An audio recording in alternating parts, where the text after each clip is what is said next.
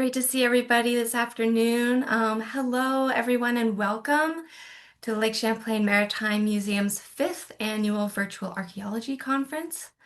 We're so excited you could join us today. My name is Olivia Olson. I'm the public programs manager at the museum, and I'd like to briefly go over the structure of this webinar to get everyone acquainted with the virtual space before we get started. Also joining me is Michelle Fico, our administrations manager, who will be making sure all of the tech runs smoothly this afternoon.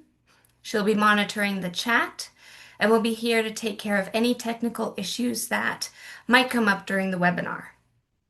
If you have any questions or problems using Zoom, please use the chat feature and we'll do our best to help you out. Today's webinar will consist of 4 presentations with time for a brief Q&A session in between each of them. Once all of the presentations have been finished, there will be time for a longer Q&A session and a chance to revisit any questions that didn't get answered earlier. Zoom has a Q&A function, which you should be able to access by clicking on the Q&A icon at the bottom of your screen. If you have a question you'd like to ask the presenters, you can type it into the Q&A box at any time, and we'll try to get to as many questions as possible today. We hope you enjoy today's conference. Free admission to programs and our exhibit is possible thanks to our members and donors, many of whom are with us today. If you are not a member yet and also feel that access to the Lake Champlain history and archaeology should be free for everyone, please consider becoming a member today. Thank you very much. Now, without further ado, I'd like to introduce our Executive Director of the Maritime Museum, Chris Sabick, to get us started. Chris, take it away. Good afternoon, everybody. Thank you so much for joining us. I'm going to share my screen here and give a quick background, kind of set the historic context for the rest of the presentations we're going to be having. So let me get that started here. Always takes longer than I anticipate.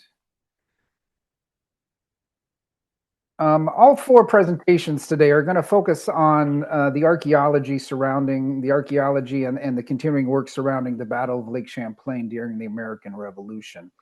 And specifically the 3 days stretching from the battle at Valcour Island to the burning of the American fleet in Arnold's Bay, or as it was known at the time, Ferris's Bay. So let's just set a little bit of historic context here real quick.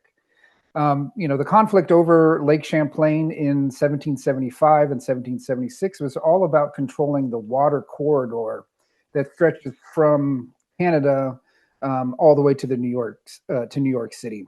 This waterway consisting of the Richelieu River, which empties into the St. Lawrence, Lake Champlain itself, portions of Lake George, and then ultimately that stretches down nearly to the headwaters of the Hudson River. Just a short overland portage there, and of course that carries you all the way down to New York City. And in the spring of 1776, the Americans had used this invasion corridor into Canada in 1775 in an attempt to conquer Canada. And this failed after the final assault on the city of Quebec on New Year's Eve of 1775 into 76. And this sent the Americans back up the St. Lawrence and ultimately up Lake Champlain. And as they settled into the southern end of Lake Champlain, they determined that they really needed to be building a fleet to defend the lake from the coming invasion from the British. So the Americans settled down at Fort Ticonderoga and even a little further south down in Skeensboro, which is at the extreme southern end of Lake Champlain and is today known as Whitehall, New York. The British paused up at Fort St. Jean at the very northern end of the navigable portion of Lake Champlain, just across the Quebec border. And here, at these locations, both forces set about building a fleet of vessels to contest for control of Lake Champlain. The Americans constructed a fleet of a total fleet of about 15 vessels, which included 8 gunboats or gondolas, 3 row galleys, larger row galleys, and then a number of smaller sloops and schooners that had been captured previously in 1775. At the northern end of the lake, the British were also constructing a fleet. They constructed a large number of gunboats, many of which were sent over as kind of kit boats from England. They also brought a number of smaller schooners up from their St. Lawrence fleet, which they partially disassembled and brought up the Richelieu River through the rapids and then reassembled at Fort St. John. And they even built the Inflexible, which is the picture you see here on the lower right, which was the largest naval vessel to fight on Lake Champlain prior to the War of 1812. These two fleets met in combat at the Battle of Valcour Island on October 11th of 1776. Benedict Arnold, who was in control of the American fleet, had chosen this location behind Valcour Island as it gave the Americans a few advantages. They were able to fight from anchor, and this location forced the British to actually sail south past Valcour Island and then turn up into the wind and to try to come to grips with the American fleet. And some of their larger vessels were unable to make this turn up into the wind, so they ended up relying on some of their better sailing schooners and their gunboats to conduct the majority of the fighting. The fighting started around midday and continued until nightfall. Both fleets took some damage here, though I think the Americans certainly took the brunt of the damage, losing about 60 men killed during the fighting and significant damage to many of their vessels, including the gunboat Philadelphia, which ultimately sank as night was falling. And you can see that depicted here in the lower right.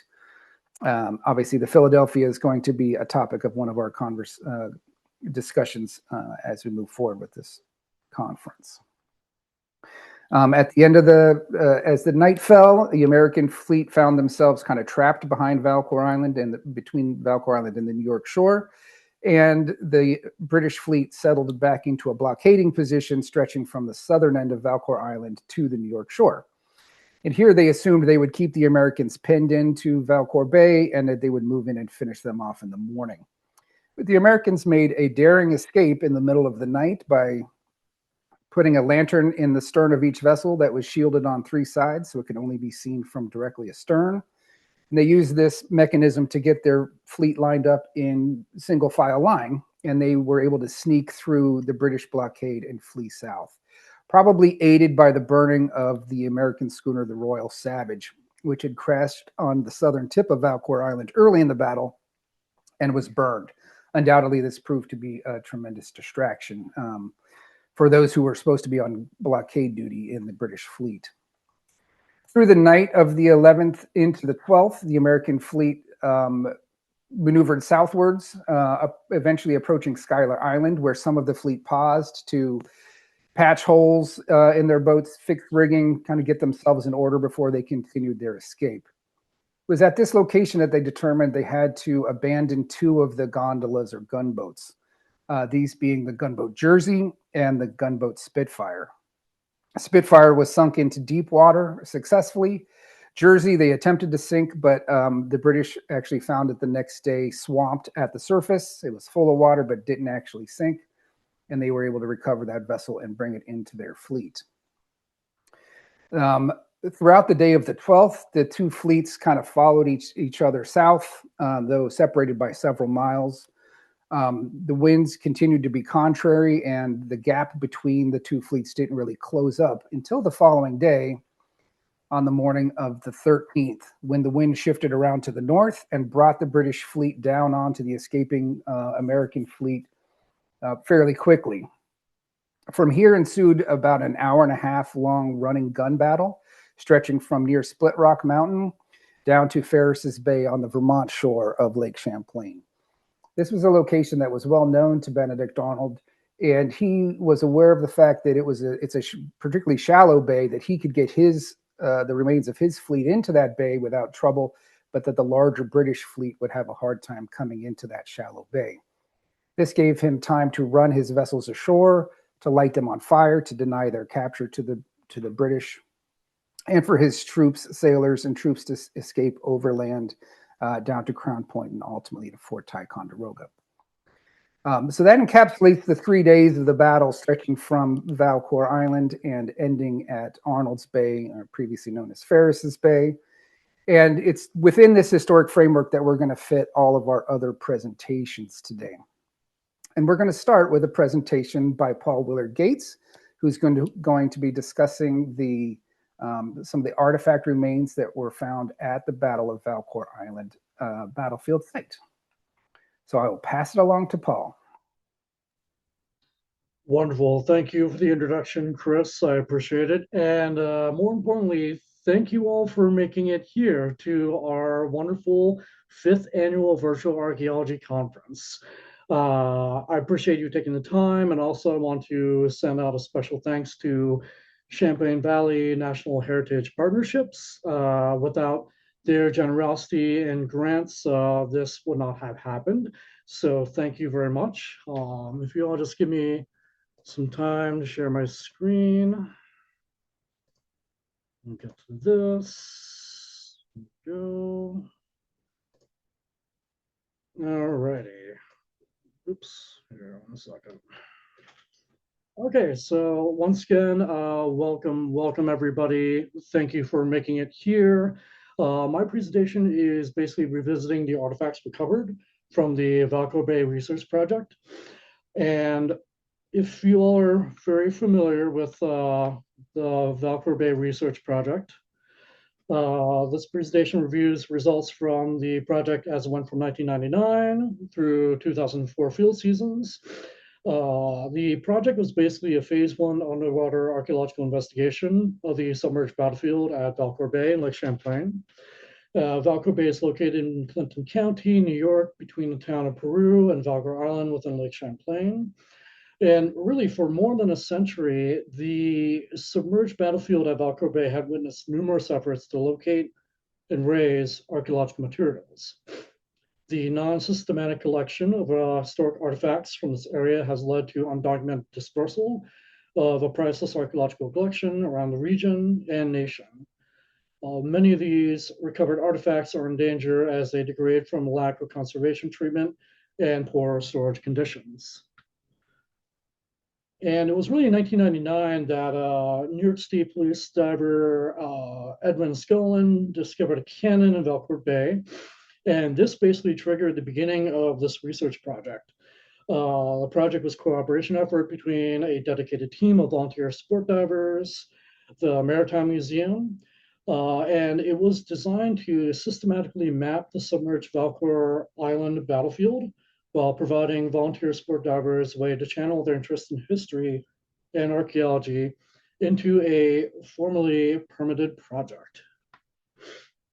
And before any of the excavations could take place, of course, all the artifacts were for a time left buried below the sediments of the lake bed, because the initial permits that were issued by New York State Museum, they didn't really include any provisions for the recovery.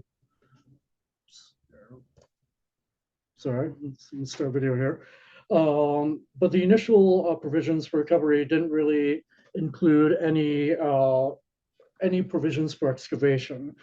So basically that took some time. And then moreover, the museum subscribes to the Annex Rules of the United Nations Education.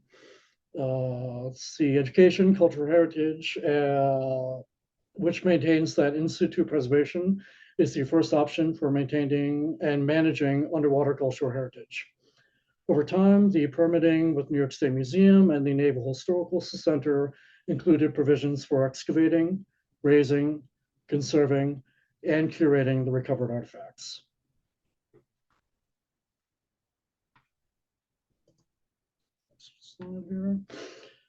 For the fieldwork, a basic methodology was developed, one which would be implemented underwater in less than optimum conditions.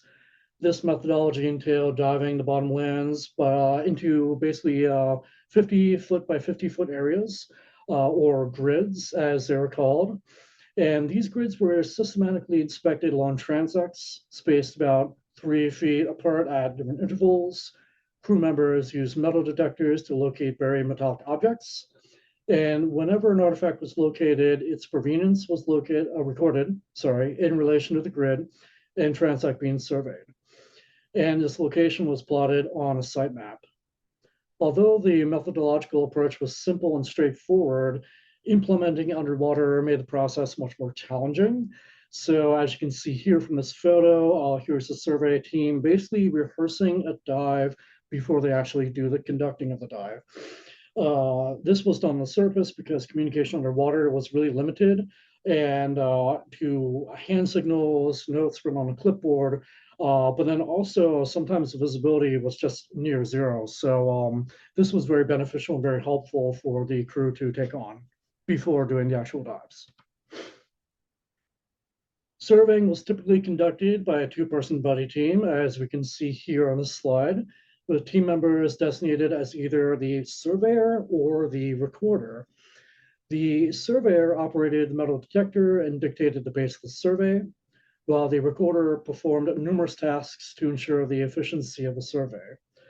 Typically, the recorder would assist in moving the transect tape as the search progressed from one area to another, marking anomalies with an anomaly post. Basically, they'll just use a metal detector, find someone, get a PVC post, put it in, and that would be where the anomaly was.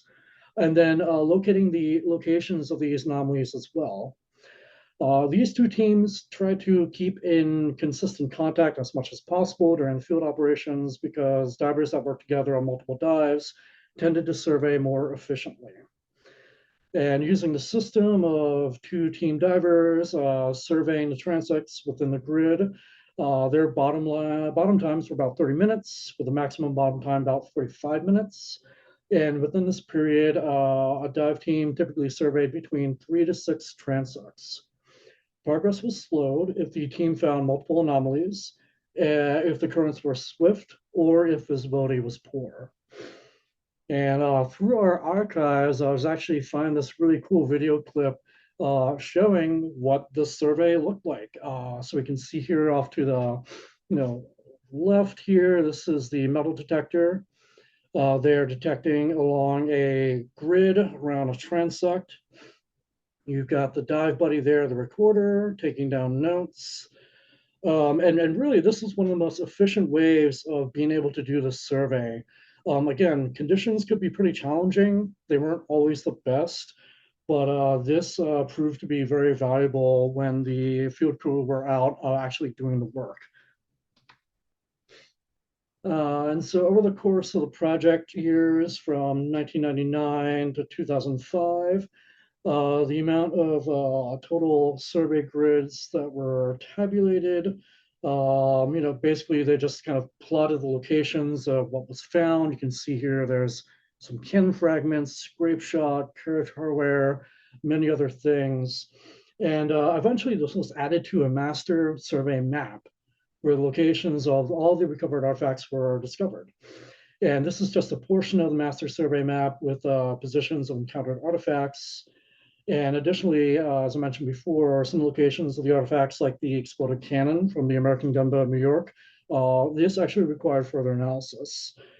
For example, the positions of the cannon and muzzle fragments during the 2000 survey year raised questions such as, quote, if the gun was aimed at British line to the south, how did the rear portions of the gun come to rest south of its muzzle, unquote. So kind of just some of the questions that were asked and curiosities during the survey. So we can see here, here's kind of locations of some things.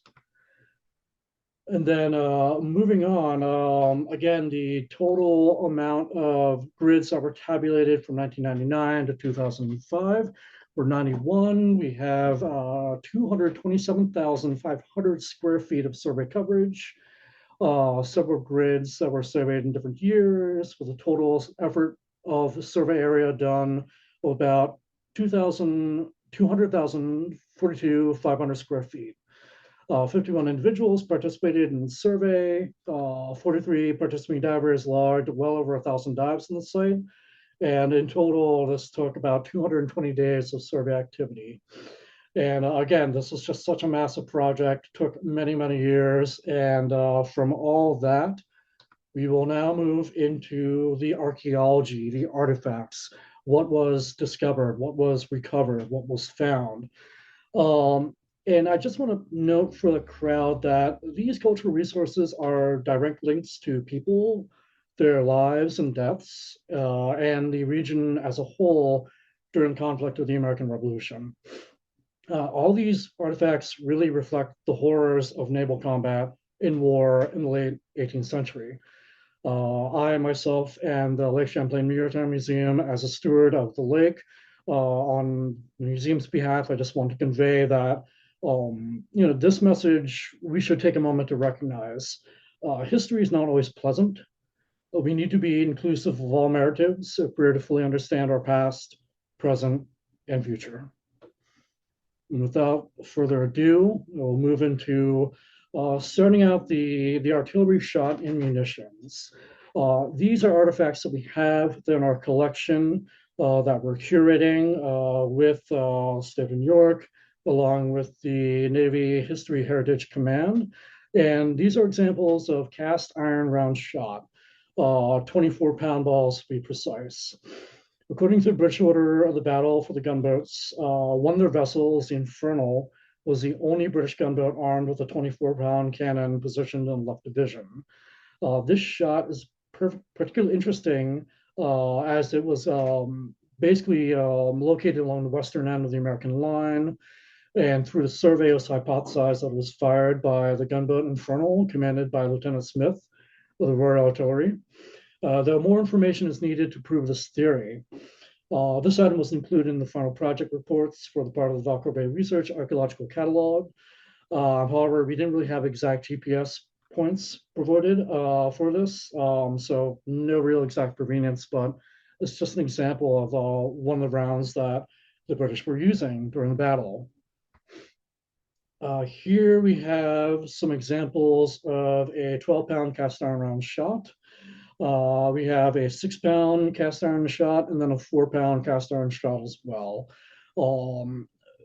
Munitions like these would typically have been fired by 12-pound cannon, 6-pound cannon, 4-pound cannon, and they're a very common ordnance used by both the British and the American fleets. This type of object, along with the other shots of varying caliber, make up the most commonly recovered object of the site. And believe you me, if any of you are not familiar with our collections, we have so many pieces of these shot. They were just scattered all over the site when the metal detecting was initially done for the project.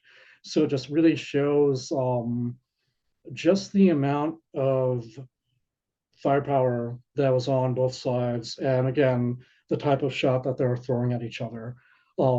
Not really pleasant stuff. We also have evidence of bar shots, so other types of munitions that, for those of you who are familiar with, this is a type of shot that basically looked like a barbell or a bar. It would be inserted into a cannon, fired, and really aimed towards the rigging, mast, sails, any other sailing components of the vessel to really disable it. If you could disable a ship and then board it and commandeer it, you could add that ship in theory to your own fleet after neutralizing the enemy on board and of course disabling it. So I can only imagine just how scary it would have been to have seen these things being flying throughout the air, hitting into ships, tangling masts, tangling people sometimes. Again, just another really horrifying weapon that they're using during the engagement. Here we have a representative example of a grape shot or canister shot that we can see off to the left-hand side. The drawing next to it represents a nearly intact canister that we have in our collection that basically held a cluster of these fairly large iron balls. And this weapon is more or less an anti-personnel shell that would be a large shell filled with these balls. And when it was fired, it was essentially like a big shotgun shell. It would send these balls kind of flying in a pattern, really cutting through anything in their path. And again, a lot like the larger munitions that we found just dozens and dozens and dozens and dozens of this type of shot scattered throughout the survey area. So again, pretty horrifying. All these were basically coming from both sides into vessels, into people, and it just would have been scary. It would have been horrendous. It would have been terrifying. And even more terrifying would have been these howitzer shells. So this artifact is an 8-inch cast iron howitzer shell. There are two British vessels that we know of, gunboats that were carrying the type of cannon or howitzer that would fire these shots. That was Firebrand and Tartar. And basically, this type of artifact is a 41-pound, 8-inch diameter hollow cast iron sphere with about 1-inch thick wall, as you can see here with the broken bits. Slightly conical hole allows access to the powder cavity, as we can see here, off to the left-hand side. And it measures about 1 1/4 inch diameter to the top and about 1 1/8 inch diameter to the bottom. And a portion of a fuse, a wooden fuse actually, was actually found within this artifact. Fuses at the time were typically made of tapered a piece of wood with about a 3/8 inch hole bored in through a length about 2 inches. And the cavity of this would be filled with a mixture of gunpowder, saltpeter, and alcohol that basically acted as the ignition mechanism for a large powder charge located within the shell. And that amount of powder charge was 2.5 pounds. And so when fired, this artillery shell hopefully would have the fuse catch on fire. It would burn down into the interior of the shell and then explode. And it would fragment very, very large chunks of the shell all over its intended target. So again, pretty scary stuff. And we found a couple of these within the site, some that are intact, some that are actually fragmented and in shell pieces, just as we see here. Additionally, we found some smaller howitzers. So these are 5.5-inch shells. Here off to the upper right-hand corner, we actually see a example of one of those fuses that was found within the shell. And yeah, this is just a little bit smaller, though we're not really sure with the other fuses that we found, like which ones they went to, unless they're already within the shells. And again, it's just a smaller shell, has an opening there for the powder. And then the smaller fragments that we have here are fragments of that type of shell. You can kind of notice that they're pretty heavily pitted. Some of them have a conical shape to them, like one to the bottom right-hand screen. And much like with the larger shells, these were also being fired, exploding over people's heads, exploding over our ships, and really just raining these chunks of iron everywhere. And I'm going to transition from talking about munitions and shot, just as an example, what each side was shooting at each other, to the story of the splitting of the cannon of New York. I'm sure many of you are familiar with this. We won't be focusing too much time on it, but this is probably a very prominent part of our archaeological collection from the battle. We're not going to have all the fragments shown here, aside from what we have from our drafted drawings, and then from this fragment here, and then of course a wonderful, well not so wonderful, but terrifying looking painting from Ernie Haas, depicting what the explosion might have looked like. But again, we have very large pieces of this cannon, and basically was when it fragmented and exploded, it sent large chunks and fragments of the entire cannon flying everywhere. I can only imagine that being the crew on board the New York as they're just loading this cannon, firing it, just constantly, time and time and time again, until it just breaks, it explodes, sending just massive chunks of the cannon flying everywhere. It's very crowded on these gondolas. They stuck 40 plus people and on these vessels, and they're just crowded. And just if we were to go back to that image of the cannon exploding, I can only just imagine how horrendous it was, the carnage, just seeing these pieces go everywhere. And I know that this isn't really uplifting to be talking about, and it's certainly not pleasant, but this is the reality of this battle. It was just absolutely atrocious with what was happening, and we should really recognize just that point. Moving on to some more of our archaeological collections, we have a lot of flint within our collection as well. These fragments that we see here, they would have been held in the jaws of a flintlock musket and or rifle or some type of other firearm that was used during the Battle of Valcour Bay. And really, the soldiers and sailors, needed this flint in order to fire their muskets, in order to fire smaller rounds, smaller shots at their enemies. And going from flint to musket fire, we have musket fire and shot. Here, this tube that we have at the very top is actually a fragment of a musket barrel. And it's in pretty bad shape. We've been working on it just to stabilize it, and it has been stabilized since it was recovered, but it's pretty pitted. There's lots of fragmenting to it. And it would have fit on something like this that we have here. So we have part of a musket stock that we recovered, made of a dark colored wood. It also has fragments of wrought iron screws that are protruding from the center to another end of the artifact. And then this right here is actually the remains of a musket lock mechanism that's missing its spring. So this lock right here would have fit around this part of the musket.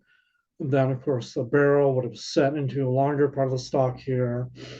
And what they were firing were these smaller rounds. Not all the weapons that the Americans were using in particular were a standard issue like the British had with their type of muskets.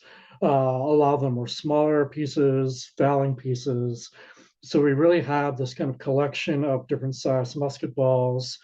Some are in fragments, some have impacted objects. We don't know exactly what. But these right here are actually associated with this artifact here. This is a basically wooden cartridge box that a soldier would have carried their musket balls, gunflint, and shot in.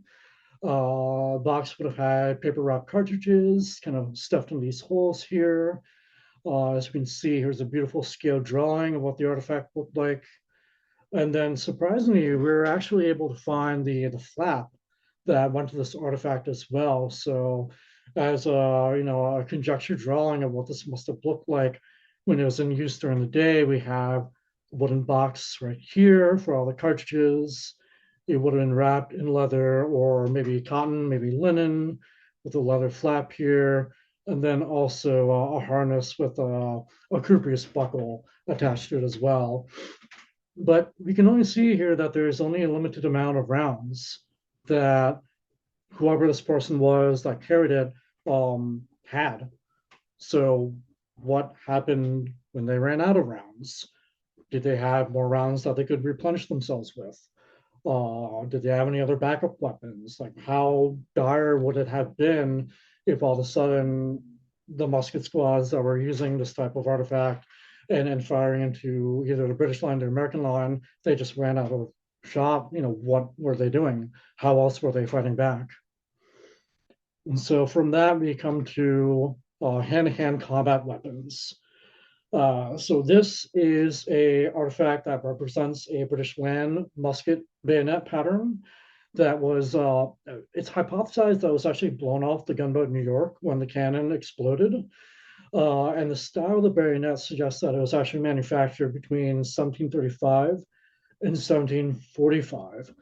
So this is a generation before the Battle of Valcour Bay in 1776. So it's quite interesting that also we can see that the blade had been pounded pretty flat. It doesn't have this triangular form that the blade usually has. And so the idea is perhaps with this artifact, this might have been a holdover from a previous generation, maybe another weapon that was used by a relative who was in the French and Indian War, some other previous engagement, something that they had brought over with them from Europe, from England, when they're settling in the Americas. So, just goes to show that, again, a lot of the weapons, especially on the American side, they weren't standard issue weapons. The people who were using these were trying to get hold of anything and everything that they could. And sometimes they might be older weapons, they might not be the best, they might not be the newest, but still, it was something that they were using to defend themselves. Uh, Hand weapons such as this belt axe right here.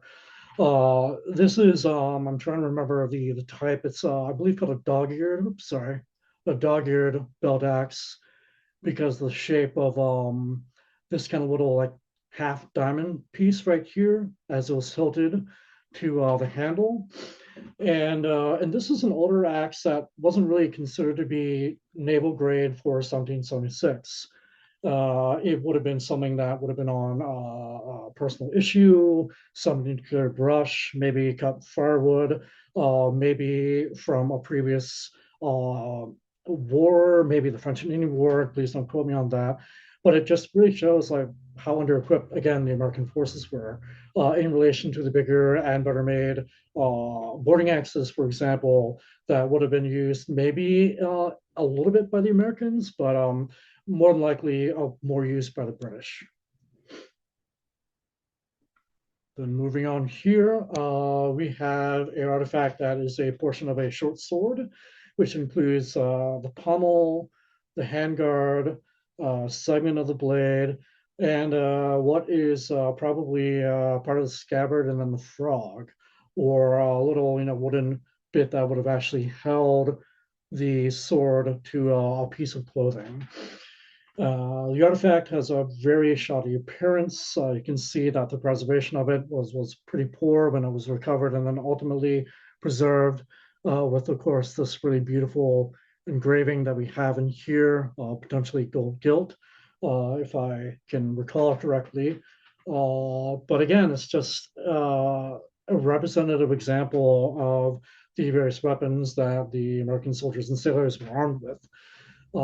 And then the sword hanger right here made out of copper with wire. This is actually associated with this artifact right here. So again, it would have been used to be fixed to the piece of clothing, a belt. It's just a very rudimentary sword hanger or holster for the weapon. And then wrapping up, here's another sword that was recovered, possibly an officer's sword. It may also be associated with some other previous artifacts that were found as well. We can see that the blade has a triangular cross-section shape with a ferrule running the length of the artifact. So that's kind of like this little bit right here. And researchers believe that this might be a bayonet blade. However, the width of the blade and extension of the top side groove along the entire length really isn't consistent with the manufacture or the appearance of the bayonet blade. So this type suggests that it might have been part of a smaller sword, maybe similar to a smaller sword that an officer would have worn on their persons.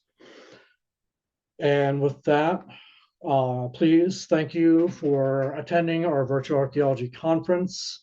And I will stop sharing my screen here, return to our main screen. Great. Thank you so much, Paul. Fantastic. So interesting to hear about all of the different kinds of artifacts found in Valcour Bay.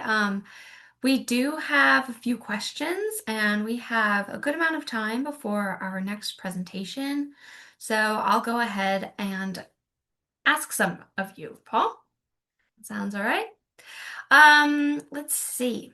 Andrea asks, what was the canister made of for the grape shot? How did they get them to explode? So, what was the canister made for the grape shot, and how did they get them to explode? Mhm. Uh, the canister, and please, Chris Sabick, correct me if I'm wrong, or Patricia, correct me if I'm wrong. It was a thin tin material, basically like a soup can, and they would pour the cluster of grape shot within it. And the way that it exploded was actually uh, assisted with the powder wad that was put in before the actual munition was loaded. So you would pull your cannon back once it was emptied and it fired its previous shot. You would douse it with a wad of water, pack it full with new powder, put in the round, and then put in this wad so that it would be airtight. Get the touch hole set with powder, ignite it, and then once the powder onto the touch hole into the interior cannon, that powder would explode and it would propel the canister forward. But of course, with that amount of force, as the canister is being propelled forward, it's breaking apart. So there are these fragments exploding of the canister, and then all the little tiny grape shot or canister balls just kind of flying out with it. Other types of grape shot were actually wrapped around a wooden or iron base with a iron protruding kind of like stick in the middle of it. And so the grape or cluster shot would be wrapped up in linen and canvas, tied around the kind of rounded stick that's on this wooden or metal base, and then the same thing, they load into a cannon, fire, and everything will just unravel and fly everywhere. Wow, thank you. Um, we have time for maybe one, maybe two questions. Let's see. Um, Jeff Bend Remmer asks, I noticed there was a belt axe discovery. Were they common personal equipment at the time, or could this be an indicative of a native combatant who are known to have carried them? And he requests you to put up the photo of the belt axe again. Okay. Uh, I think that this question might be a bit out of my depth. Chris, can I ask permission for you to join in and maybe give some background to this as I find the photo and put it back up, please? Sure. Yeah, I Thank you. think that belt axes were a fairly common secondary weapon for particularly the American or the colonial troops. You know, many of the British regulars were often equipped with a small sword as their secondary weapon, other than their musket. Many of the militiamen and American soldiers didn't have that as an option, so many of them opted to carry a belt axe as their sidearm, so to speak. Um, Obviously, it's an effective weapon, but also a useful tool to have around camp and things of that nature as well. So I don't think it was unusual for this to be found in this context. That certainly does not mean that it's impossible that it also has a Native American context. We just don't have any corroborating evidence to suggest that at this time. Thank you, Chris. I'm going to stop sharing again. Thank you. Sure. And I'll ask another question. Elaine asks, how was the grid assembled at the bottom of the bay for this project? So the grid, again, I think Chris can tell a little bit more about this project since you're a part of it. But what I understand is it was assembled using pieces of drilled bar. So you just set the bar down in a grid. They'd be sitting on posts, and then they'd be measured to length and set out in a grid pattern. Yeah, we basically had a big what we called corner post, which was a PVC pipe that was driven in at a 50-foot increments, and then each of those was broken down. Each of those 50-foot squares was broken down into 3-foot wide lanes, which were marked off by smaller pieces of PVC pipe. So we had tape measures running, certainly along um, the bottom and top edge, so to speak, of each grid. And then you had these transect posts. Your transect lines was a tape measure that was run perpendicular to those, and that was the line that the metal detector followed along, and surveying to either side of that tape so that they ensured that there was some overlap with the lane to either side. That's the basic premise of how those were laid out and mapped. And we basically used the origin where Ed found the muzzle of this exploded cannon, which was the first artifact found there, became kind of the 0 point for the entire grid system, at least in that area. And that everything expanded out from that initial discovery location.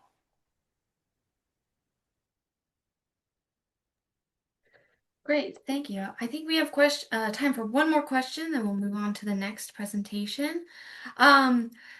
Andrea asks, did the cannons just fail from use, or was this a flaw or defect that that after time caused this? I.e., would all of the cannons explode if used long enough? To a point, sometimes, yes. The cannons that were being used during the Valcour Bay, especially on the American side, they were much older vintage of iron cannon versus some of the newer guns that were manufactured and made for service for the British vessels. So some of them could have failed from just the failure of the metal. But I'm trying to recall exactly what Ed Scullin had talked about with what he understands about the breaking of that cannon. And it's a little bit fuzzy for me, but Chris, could you comment on this one again, please? Yeah, well, certainly it was quite an old gun at the time of the Battle of Valcour Island. It had probably been exposed to the elements for a number of years. It was more than likely brought to the continent during the French and Indian War by the French, and may have been left behind after the abandonment of Crown Point. It's a little unclear where the origin of this gun was, but if that is the case, then it would have been exposed to elements for a number of years. And this is yet another example, as Paul described, of the Americans really just kind of scrounging for any weapons they could find. So at some point, this gun was identified, cleaned up, and pressed into service. So what caused it to fail? It's probably a combination of all those things. Overuse, overheating, exposure to the elements. This is one of those rare cases where you get to see the inside of a cannon, the inside of the walls of the cannon. And you certainly see that there are a number of bubbles and weird inclusions of different ferrous compounds inside that iron casting. Whether those caused the explosion or not is, it's difficult to say for sure, but I would guess they were a contributing factor. We also have some evidence that this gun was mounted on a carriage that wasn't appropriate for it. It wasn't the right size for the cannon that was being used, which may have allowed there to be a little slop, so to speak, in the way that this gun was held to its carriage, which may have caused some weird forces to be applied to the gun and may have exacerbated the likelihood of it exploding. But iron cannon in general were notorious for exploding. There was always a preference to use a bronze gun when you could. They were lighter, higher quality, and if they did fail, they tended to just split and vent all the force from inside. Iron cannons were cheaper to build, but you had to make them much thicker, therefore much heavier, and they still tended to blow up eventually, or at least a good number of them did. Okay, that's all I got. Thank you. Well, thank you both very much. There was a lot of questions that we got to answer. We'll revisit some of the questions at the end of all of our presentations, so keep sending them into the Q&A function, please. We'll get them answered. But that brings us to our next presentation, which will be given by Jennifer Jones, who will be presenting about the Smithsonian's institutions, efforts in conserving the Revolutionary War gunboat Philadelphia. Take it away, Jennifer. Thank you. Let me share my screen.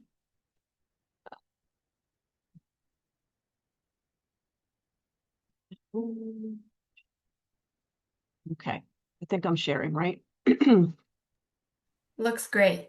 Okay, great. Good afternoon. I'm Jennifer Jones. I am the curator and project director for the Gunboat Philadelphia Preservation Project here at the National Museum of American History, Smithsonian. Today, I'm presenting on the Preservation and Conservation Project for the Philadelphia, and most of what I'm presenting on today is the work of Texas A&M's lead conservator, Dr. Peter Fix, and the team of research conservators, Marissa Adriton, Alyssa Carpenter, and Angela Paola. Other fellows and people who worked with us from Texas A&M have been Dr. Ben Iosit, Dr. John Nichols, Dr. Melissa Grunlin and her graduate student researchers, and Ron Anthony of Anthony Associates for our wood research.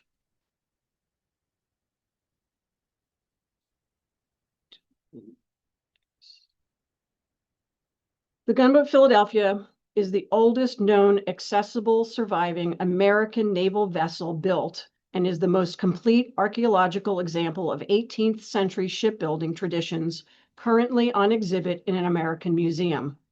It's the only naval vessel to survive the American Revolution intact. Sunk at the Battle of Valcour Island on October 11th, 1776, she remained on the bottom of the lake until Lorenzo Hagland raised her in 1935.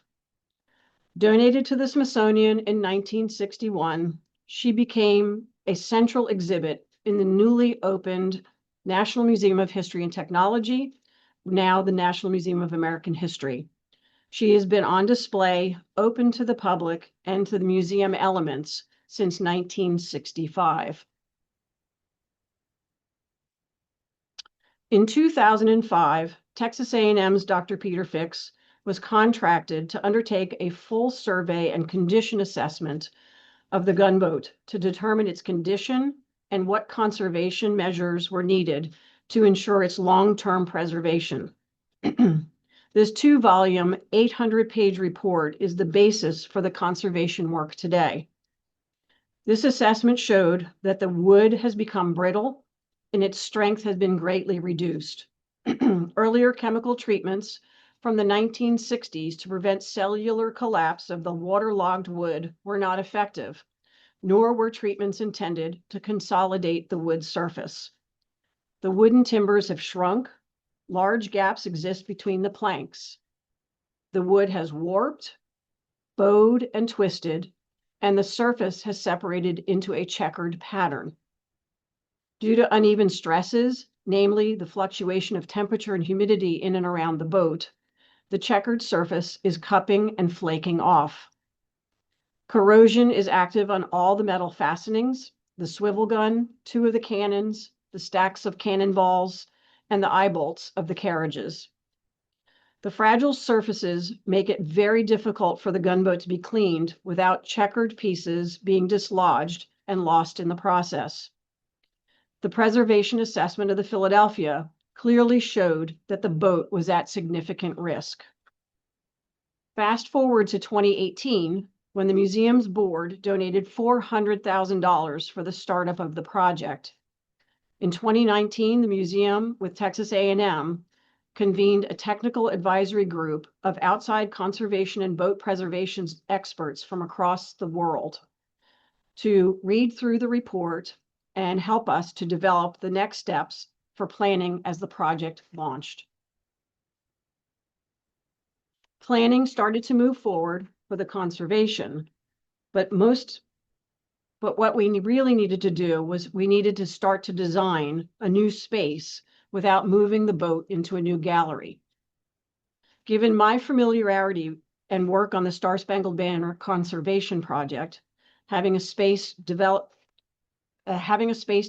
created around the boat designed for conservation work would need to be guided by all the conservation parameters that we knew and many we did not yet know, such as what the treatment of the boat would entail, what kinds of work and chemicals might be needed to possibly remove the nylon from the surface of the boat. The floor plan and conceptual design started with all of these requirements. moving the boat into a north-south position, as you can see on the right-hand image, was mostly for the life safety issues and clearances around the boat, so that we could have life safety egresses on the south side of the back of the boat, as well as a 6 to 8 foot surround area so that the conservators could actually work and do the treatments necessary fully around the boat. These are things that you don't always think about when you're trying to do a preservation project.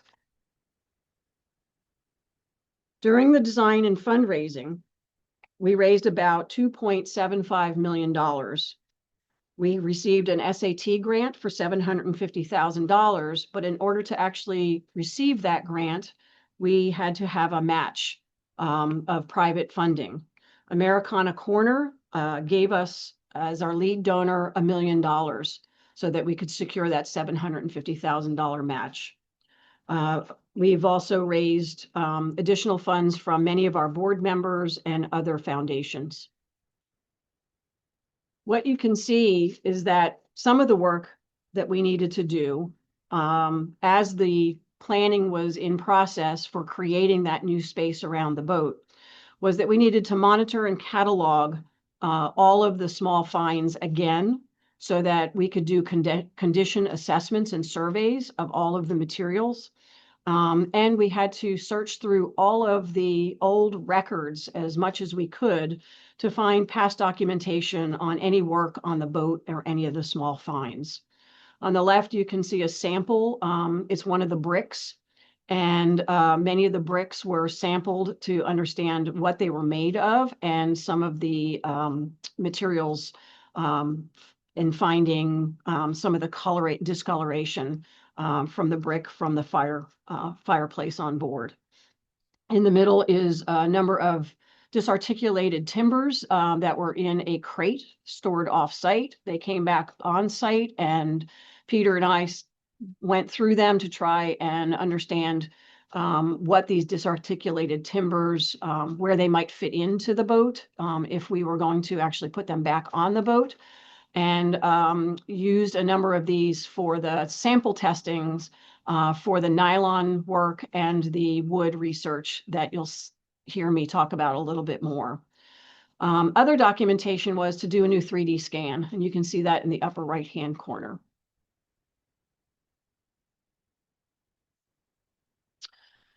Here you can see the new 3D model from Ben's work and the new renderings of what Philadelphia might have looked like when she was built and sailed. This is all, again, part of the documentation and research that was happening as we were continuing to raise funds. The planning was moving forward, and we engaged an engineering and architectural firm to help us define and create the architectural renderings for the space that you'll see that the Philadelphia is presently in. And that's just such a great model. This actually, we can animate this, but I did not use the animation for this. It's just beautiful work that Ben was able to create for the project. Other work that's happening, and this is down at Texas A&M, includes a work on a 23-foot scale replica model, which is presently still being built down at Texas A&M in order to understand the boat better archaeologically and how the components of the boat work together when it sails. The plan is to actually float this, put weight on it that's equivalent to the scale of the model, and put accelerometers and other data capture on the boat so we can understand more about how the Philadelphia would have actually floated and worked as a working boat. Monitoring the spaces in and around Philadelphia have been critical to understanding how to help conserve the boat. Temperature and humidity monitors were placed around the boat, in the cannons, and on the boat in various places. You can see one here on the right lower deck of the boat. Crack displacement sensors were installed on the boat in 4 places. On the outer planks, which you can see here on the upper right, starboard bow, deck sole underneath the mast partner, and starboard side on the stern sheets. Up to 11 accelerometers were on the boat, the cradle, and on the floor of the museum around the boat. There's a lot of vibration in the building due to the HVAC system, the escalators adjacent to the space, a huge freight elevator, and oh yeah, the metro system has a tunnel adjacent to the east side of the museum building, and the boat is located in the east wing. The accelerometers and the data that has been captured, you can actually see when the blue and yellow lines pass by the east side of the museum on their daily runs every 15 minutes.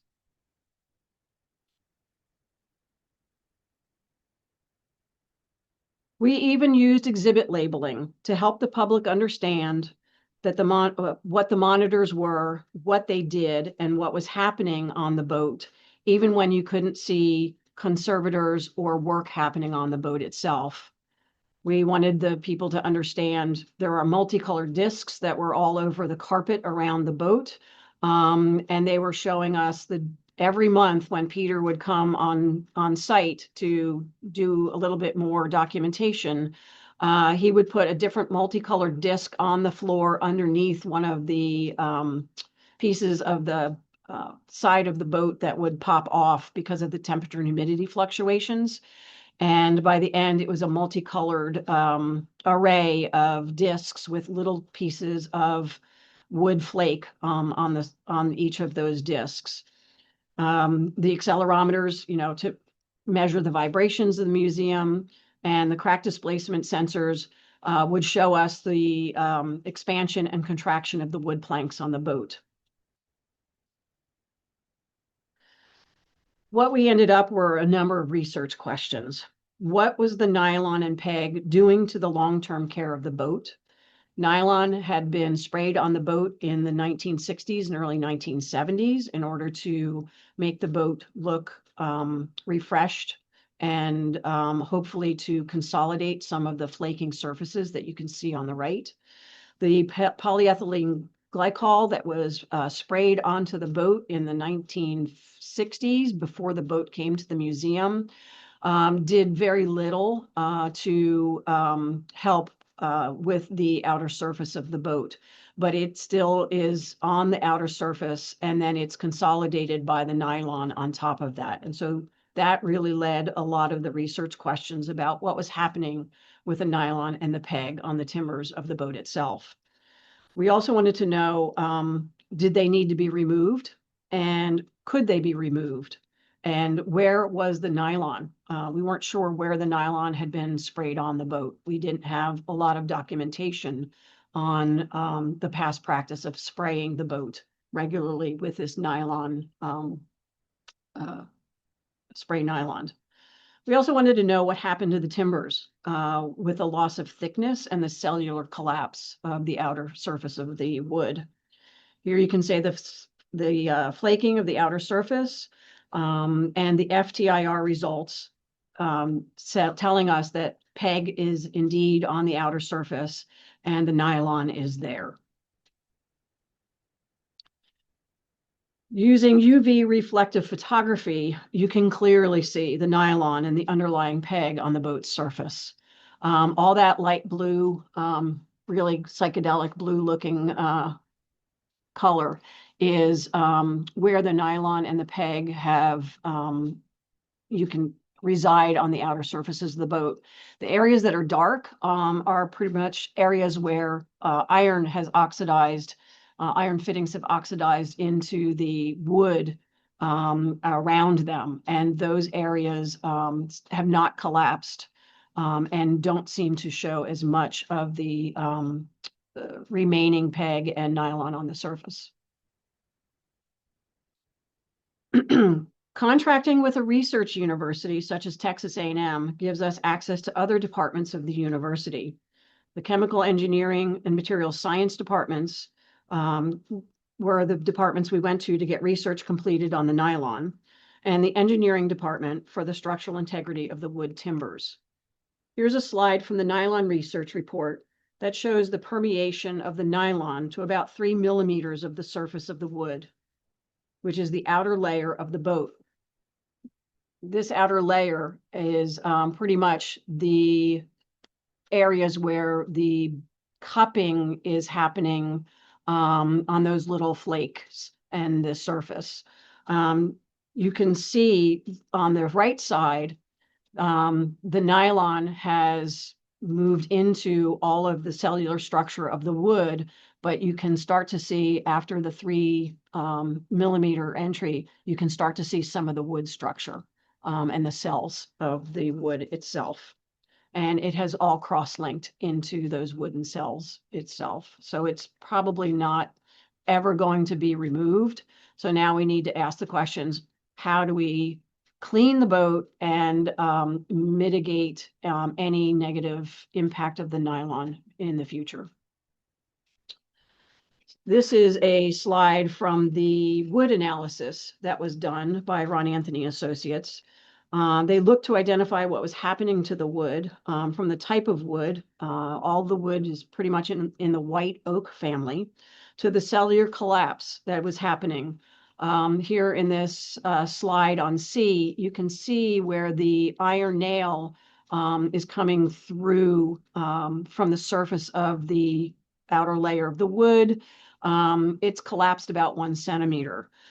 We have found out that that's pretty much due to the bacteria in the water, which is designed to rot wood. So there's wood rot that has happened from the bacteria, which is natural to most of the natural materials that are in the lake right now.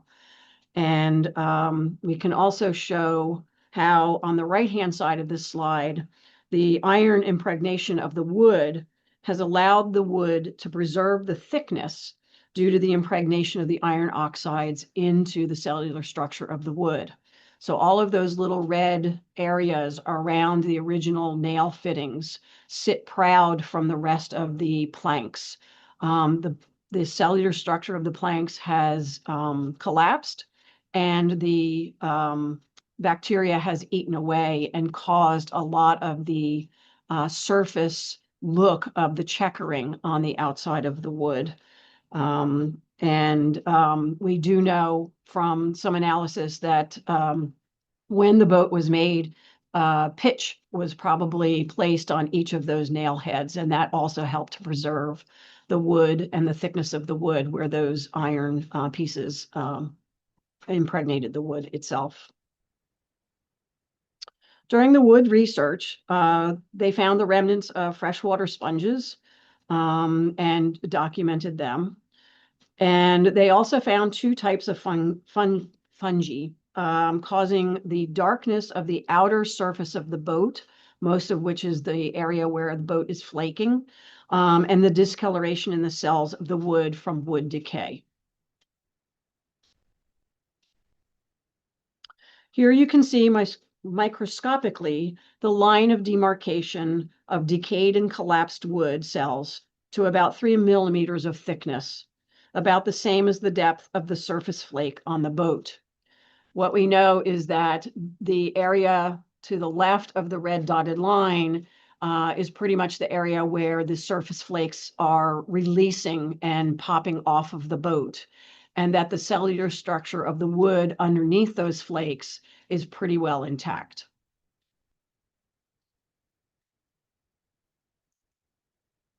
What have we found on the boat?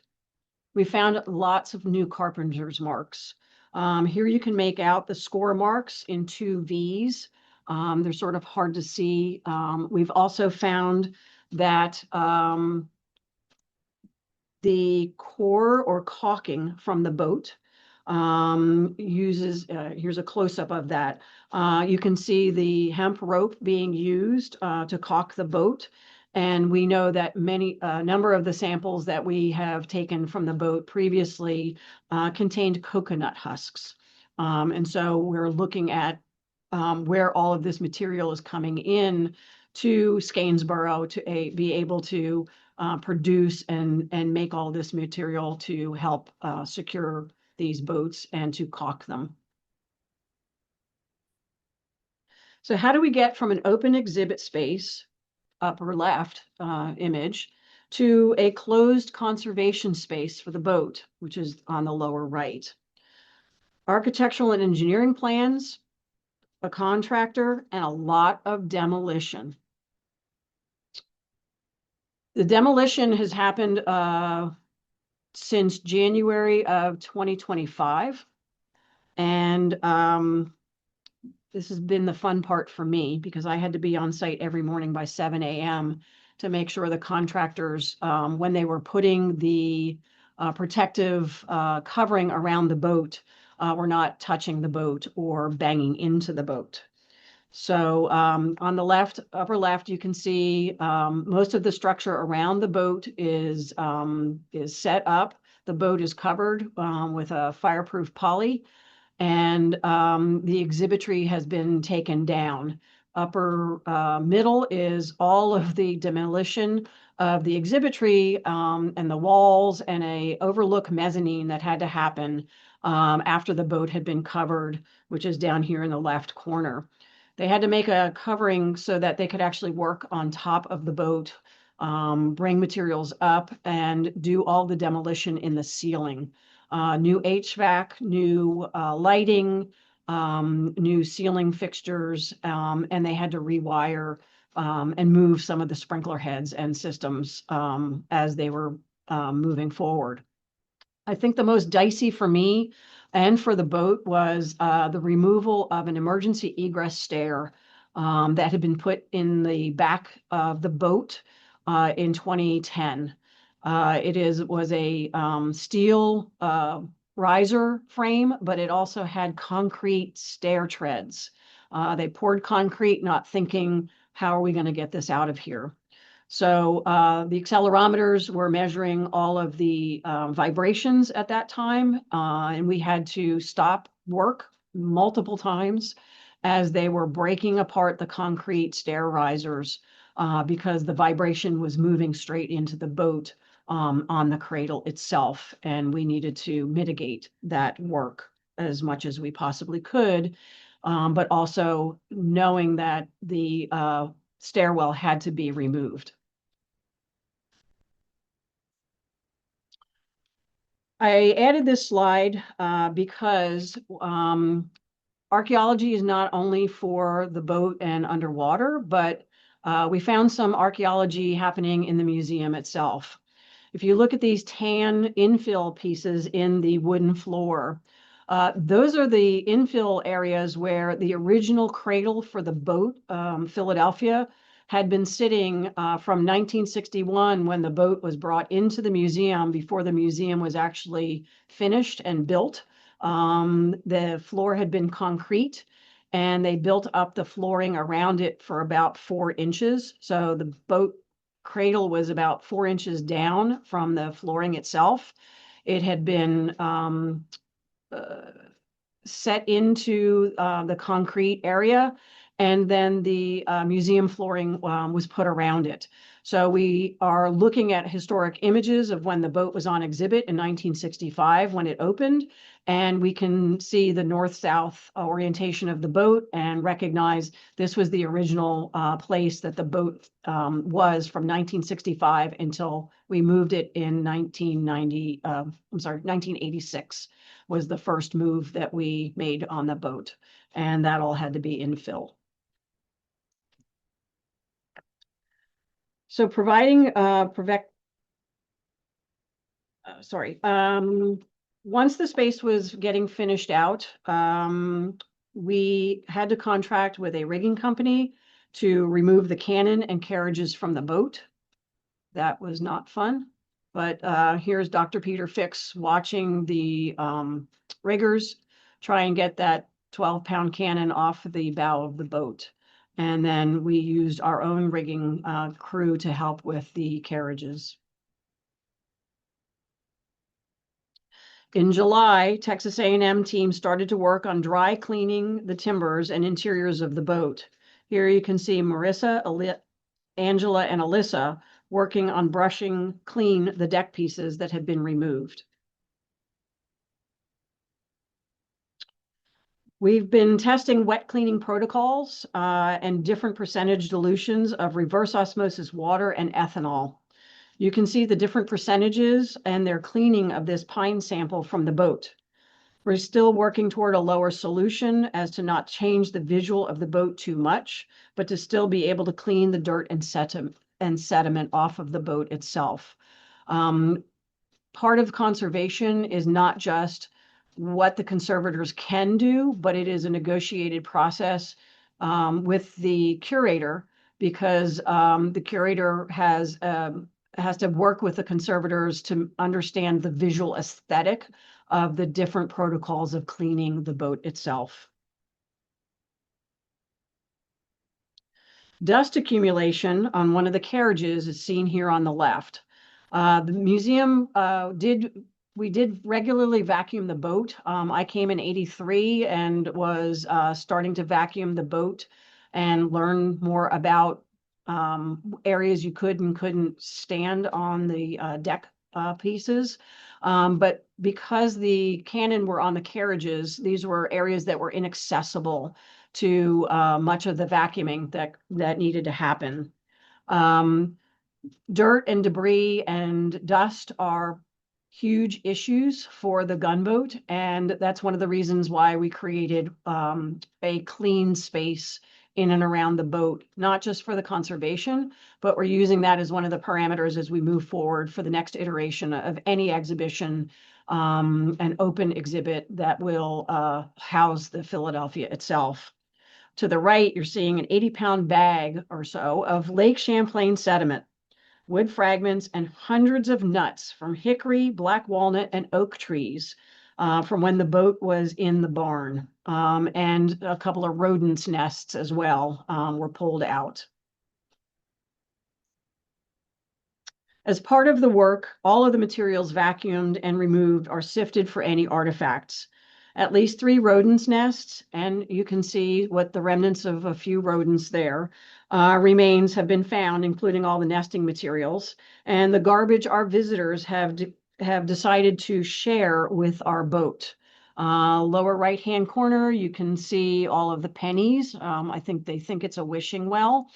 And hair ties, masticated gum, a sugar packet, and for those of you who are around in the 1970s and had Kodak cameras, those lovely little flash cubes that turn around 4 times, and then you throw them away. They ended up inside the Philadelphia as well. Present work is happening under the boat to remove the last of the Lake Champlain sediment, which is concreted into the bottom areas of the boat. The team has had to create makeshift tools to reach between the planks and to break up the sediment to remove it. We need to corrode, so the long-term plans that we know is once we get the boat clean, we're going to start corrosion reduction using mechanical and microelectric reduction using a pleco pen on the smaller iron objects and on all of the boat fasteners and on some of the small finds, of which we have about 800 artifacts associated with the Philadelphia. The cannon and anchors are going to get a mechanical cleaning to remove the corrosion, and we are going to be using phosphoric acid, wax, and pigments to get them back into conservation shape.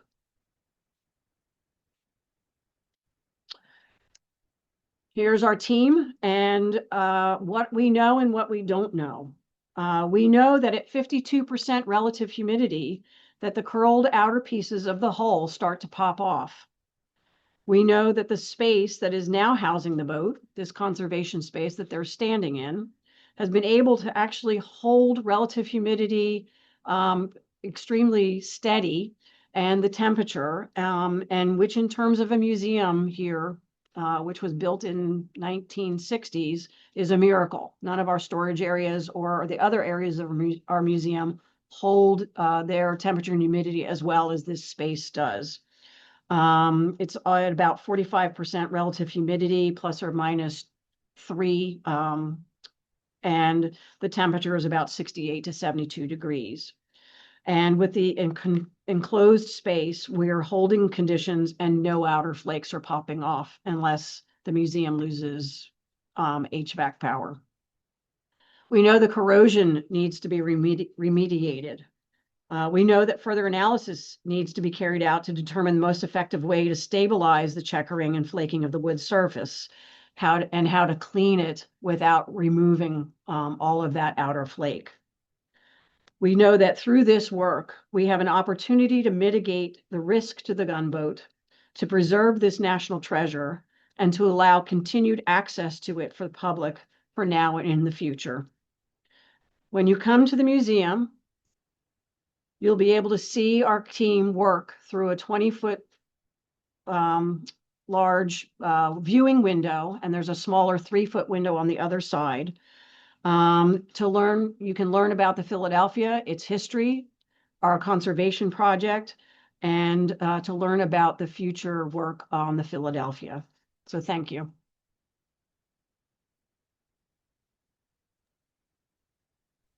Stop sharing. Fantastic. Thank you so much, Jennifer. Fascinating work. We have time for one question, I think. Let's see. Let's go with another from Andrea. The replica being built to see how the boat handles on the water. She asks, didn't we have a replica at the museum? Maybe that was a different type. So I guess Chris can speak to this too. The replica at the museum was actually a full-scale replica. That was based on the lines and the drawings that are available for building models, but that was a full-scale model that was built, I think it was in the 90s, I believe, right? And that is actually sitting at the Lake Champlain Maritime Museum in the middle of the areas between the staff offices and the museum spaces. But it no longer floats, is what I understand. That is correct. It was launched in 1991, so she's definitely showing her age at this point. Great. Thank you, Jennifer. We will get back to some of these additional questions at the end in the longer Q&A, but I think that we will move to our next presenter. We're now going to return to Chris Sabick, who will be talking about threats to the gunboat Spitfire. Take it away, Chris. Great. Thank you very much. I'll share my screen here real quick. And while I fight through this process, I'd love to just send a special thank you to Jennifer Jones for presenting with us today. It's a very special treat to have someone from the Smithsonian Institution come and speak about the ongoing conservation efforts on the Philadelphia. Jennifer's been involved with that vessel for decades now, and there's no better person to speak to it at this point. So it's a real pleasure having her join us. Okay, I will get started here. Today we're going to be talking about some of the ongoing threats to another gunboat, the Gunboat Spitfire. As I mentioned in my historic background section, real quick, we talked about the fact that the Gunboat Spitfire was sunk intentionally during the retreat from Valcour Island, sank somewhere near Schuyler Island into deep water. And it wasn't really thought about again. You know, I think certainly there were researchers and interested historians who were always curious about where it ended up and where it might be found. There were a number of other surveys, some conducted by folks from the Smithsonian, actually, who came up to Lake Champlain in the 1970s in an effort to find the Spitfire. But it was not relocated until 1997. In that year, we were in the second year of the Lake Champlain Cultural Resources Survey, which was a lake-wide sonar survey, side-scan sonar survey of Lake Champlain. That was a cooperative effort between the Lake Champlain Maritime Museum and Middlebury College's geology department. So during the course of this multi-year survey, which lasted from 1996 until 2004, The entirety of the bottom of Lake Champlain was mapped with side scan sonar, and at least in all areas over 15 feet in water depth. And in 1997, the image in the upper left here was detected by the side scan sonar, which immediately got the survey crew extremely excited. It's a very distinctive shape sonar signal. This kind of teardrop shape is certainly evidence of a Revolutionary War gunboat like the Philadelphia.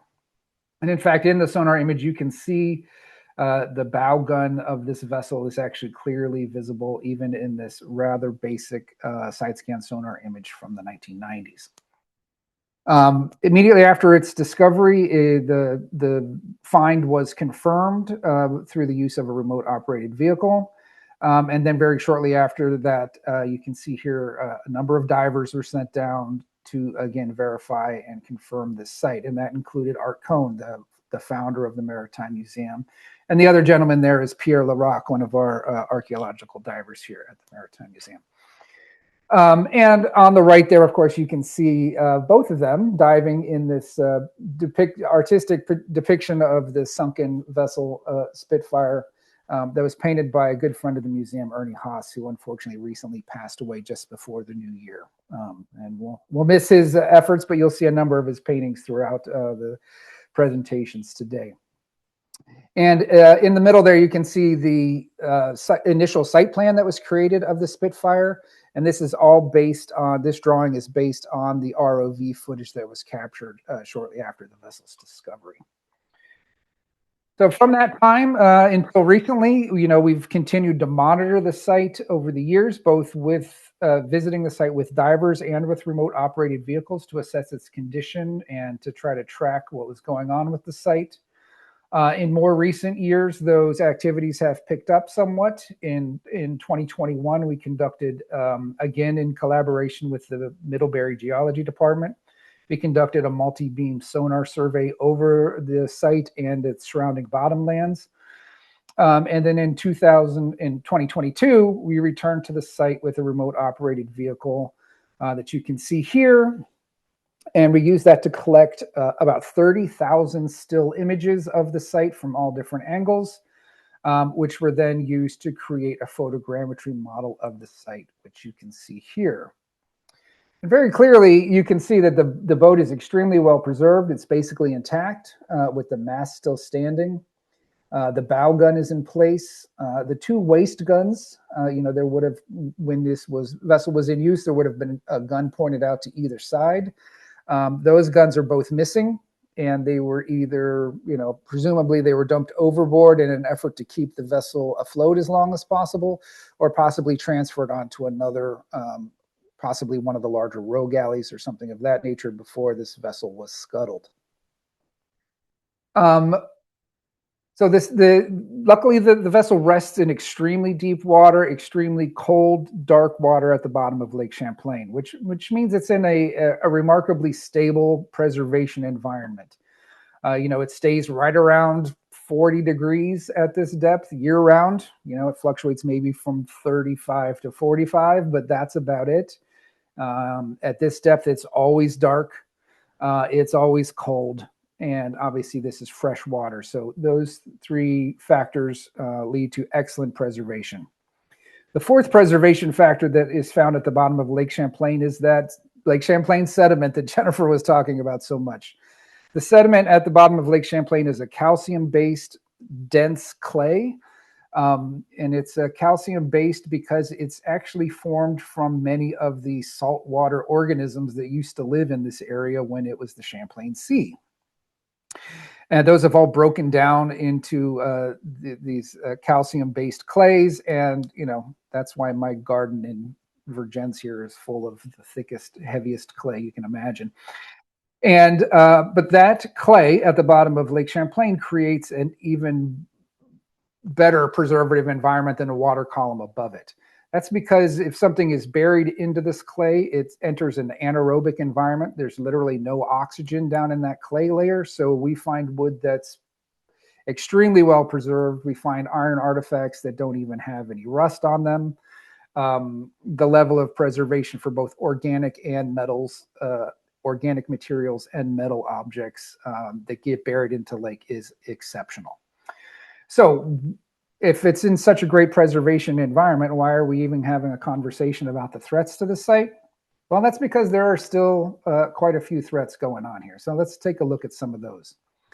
If we have a comparison of our two site plans, the one created in 1997 or 1998 by Dave Robinson using the ROV footage that was collected of the site, and we compare that with a profile site from the 3D model that was collected in 2022, you can immediately notice a couple of rather dramatic changes. The first being this part of the topmast, the trestle tree, has definitely been dislodged at some point, and you can see is now slanted at a downward angle, where in the past it was a horizontal feature of the site.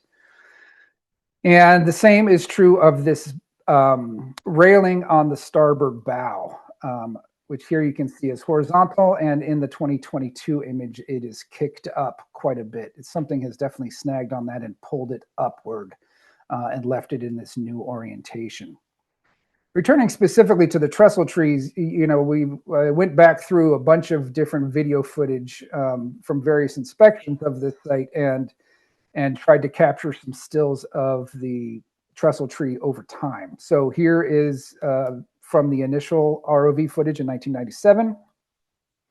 We have a similar shot from 2003. You can see it's still horizontal in this case. 2011, we actually had some divers from Woods Hole Oceanographic Institute come and collect some 3D video of the site. Unfortunately, the visibility that day was very terrible. And while it's very dramatic footage, it's not the most instructional, unfortunately, but we do have this very clear shot again of the trestle trees, and you can see they're still properly oriented. During an inspection in 2018 was actually the first time that we noticed that the trestle tree had been dislodged. And you can see here that the topmast is resting on it, the heel of the topmast, but it is definitely at a downward angle compared to these previous images.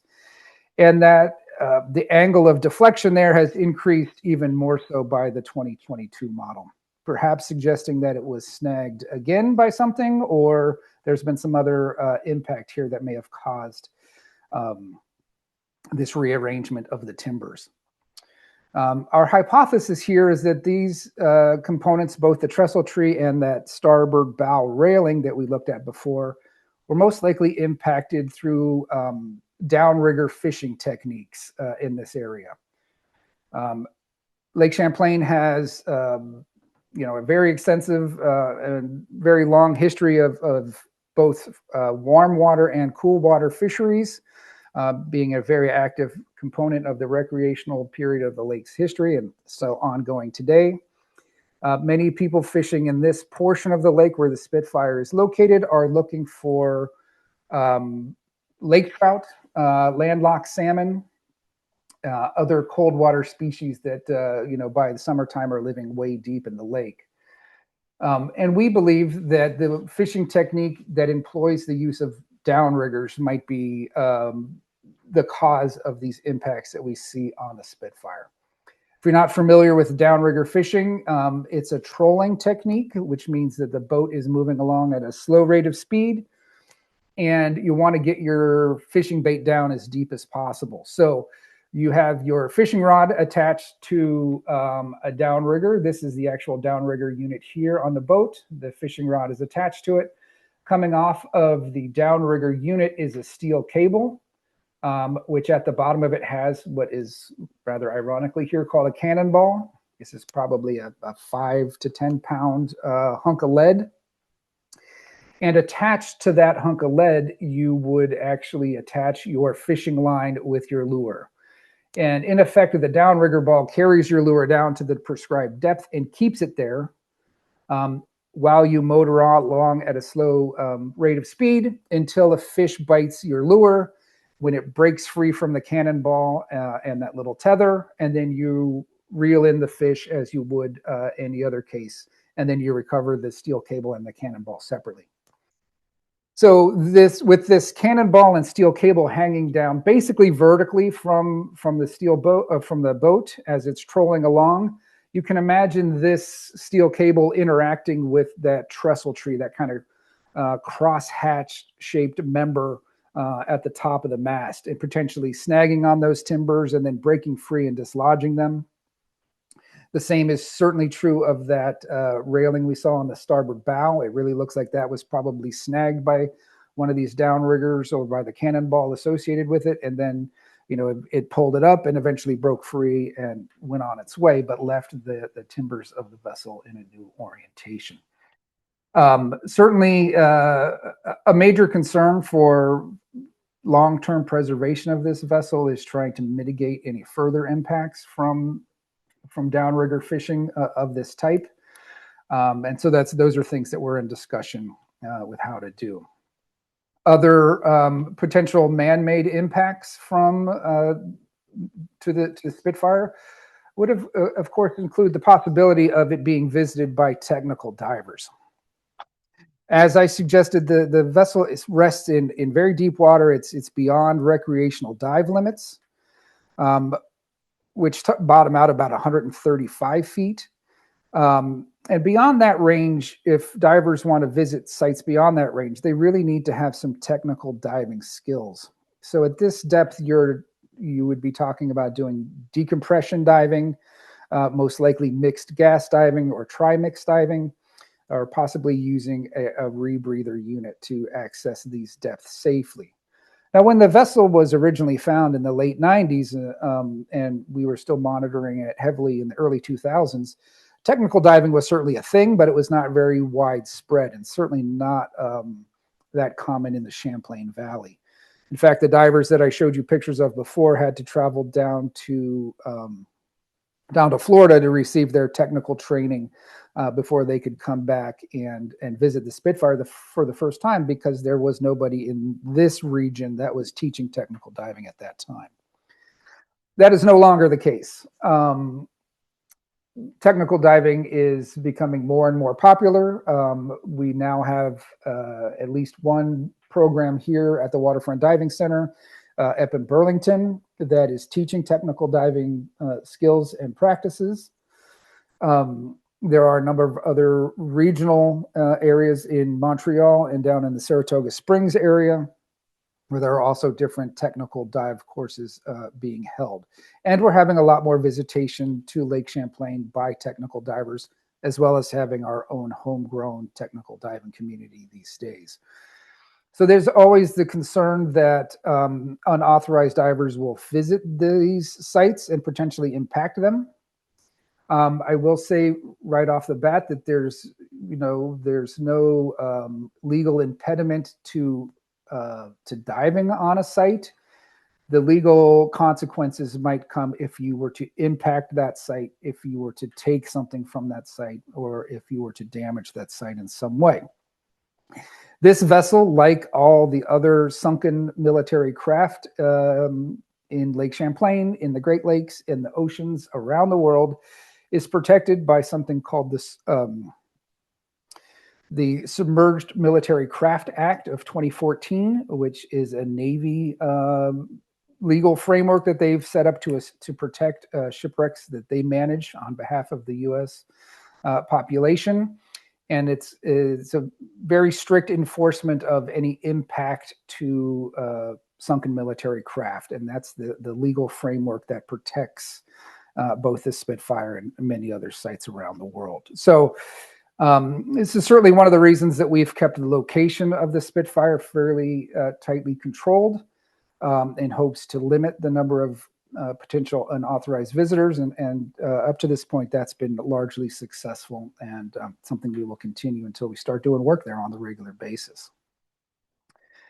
So besides the human impact on the site, we also have, quite a few exposures for this site in environmental change and environmental impacts. Like the climate everywhere in the world, things are changing in the Champlain Valley and in Lake Champlain itself. Some of the impacts that I've listed here are certainly a concern for shipwrecks around Lake Champlain, maybe not specifically the Spitfire, but things like the reduced ice coverage, which tends to lead to lower lake levels in general because there's more water evaporation in the winter. That's certainly dangerous to shallow sites, which might become exposed due to that low level.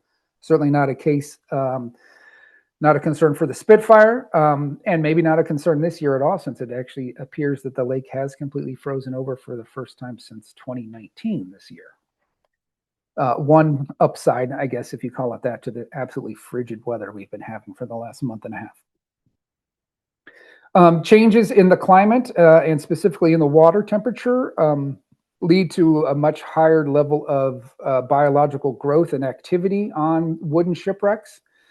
And this is something we're still learning a lot about here at the Maritime Museum and collaborating with folks from Texas A&M University and our colleagues in the Great Lakes, who are also starting to do studies about the effects of climate change and warming water temperatures on the preservation of wooden shipwrecks.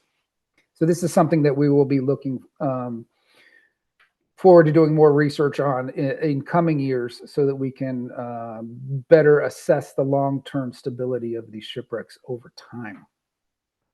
Now, that increased water temperature also tends to expand the range of invasive species within the lake.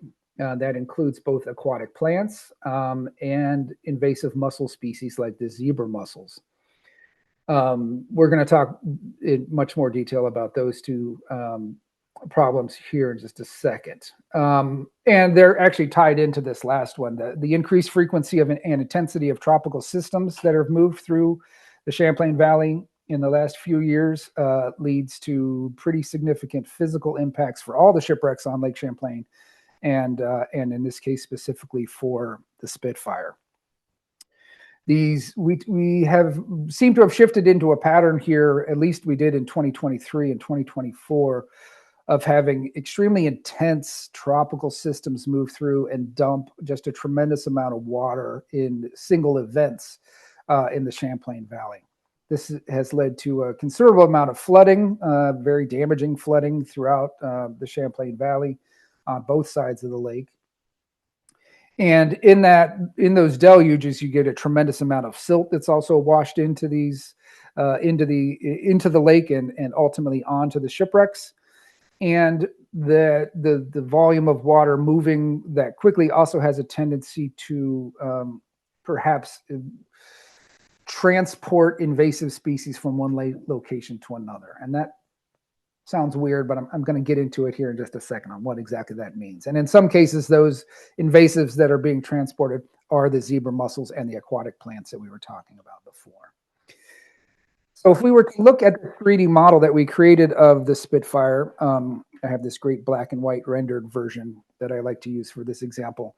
We're looking at a quartering shot here from the starboard bow and also a directly overhead view of what the site looks like.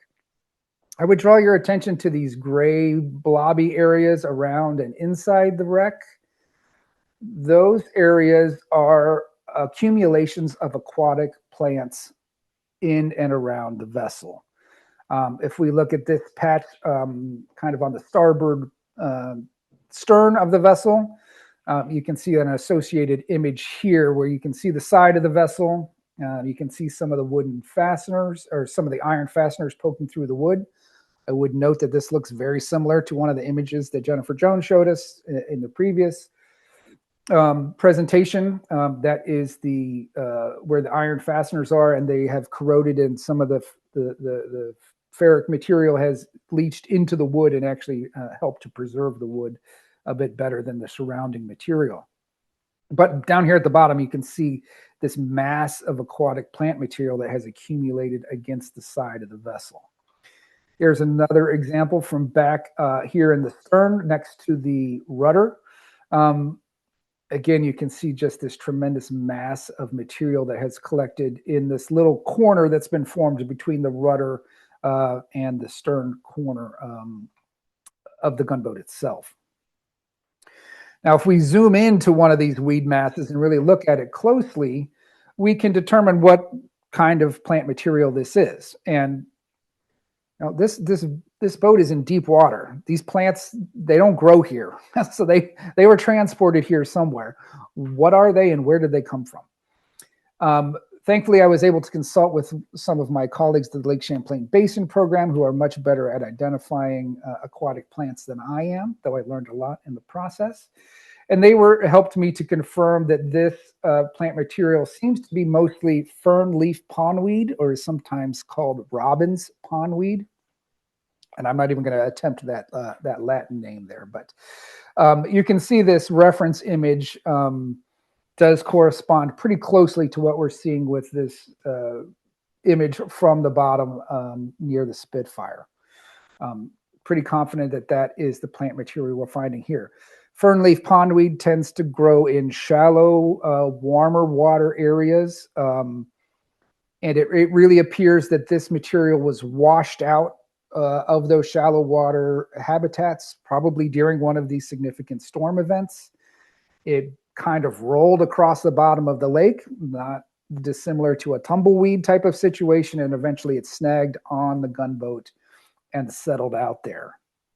Now, if we look even closer at this image of the plant material on the Spitfire, I would call your attention to these little bright white spots within that plant material. And I flagged a couple of them here with arrows, but there are many more in there. So what are those little things? Those are actually little tiny baby zebra mussels. Right? Those zebra mussels who attach to things with a cluster of hairs that grows out of the base of their shell called byssal threads.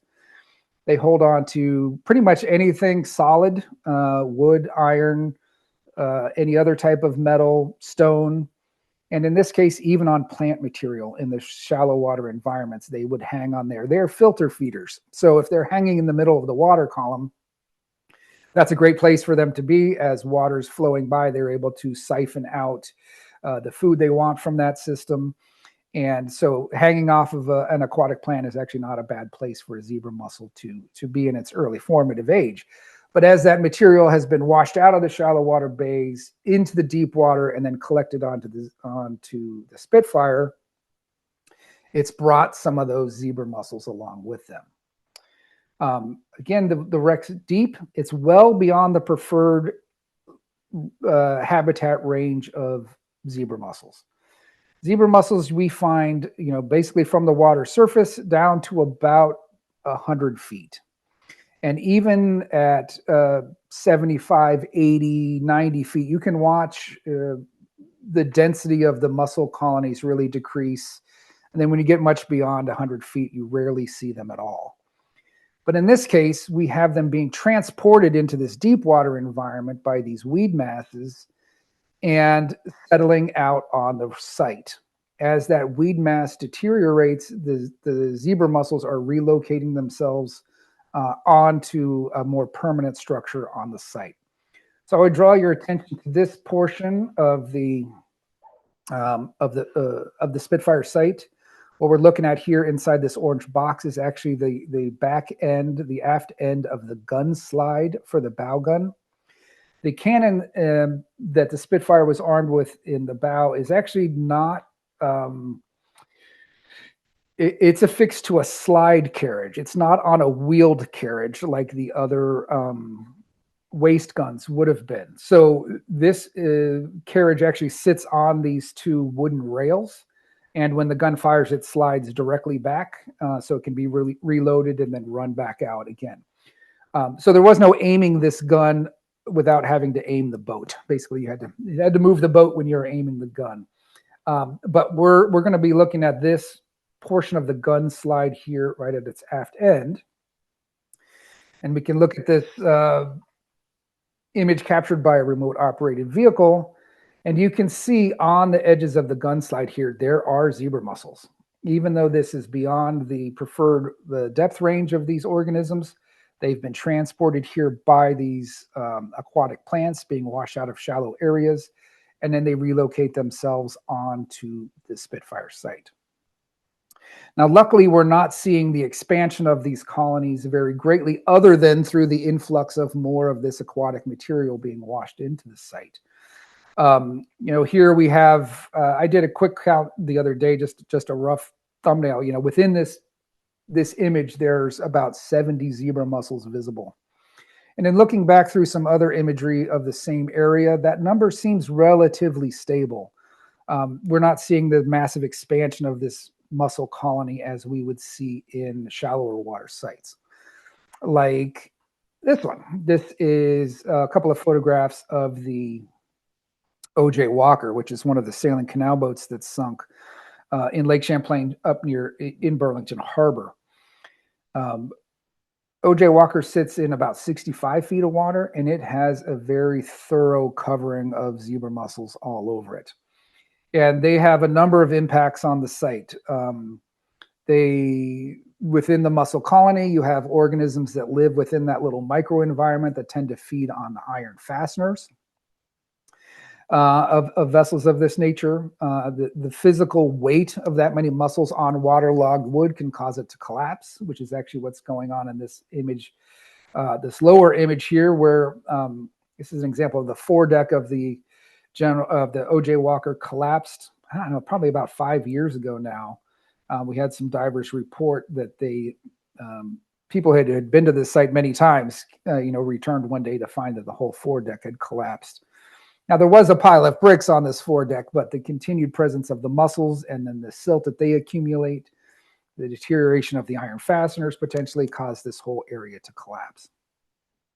And while these are not major concerns that we have for the Spitfire, the zebra mussel, this is something for future study, but it does not appear that mussel colony is ever going to reach the size where it's going to cause this kind of problems.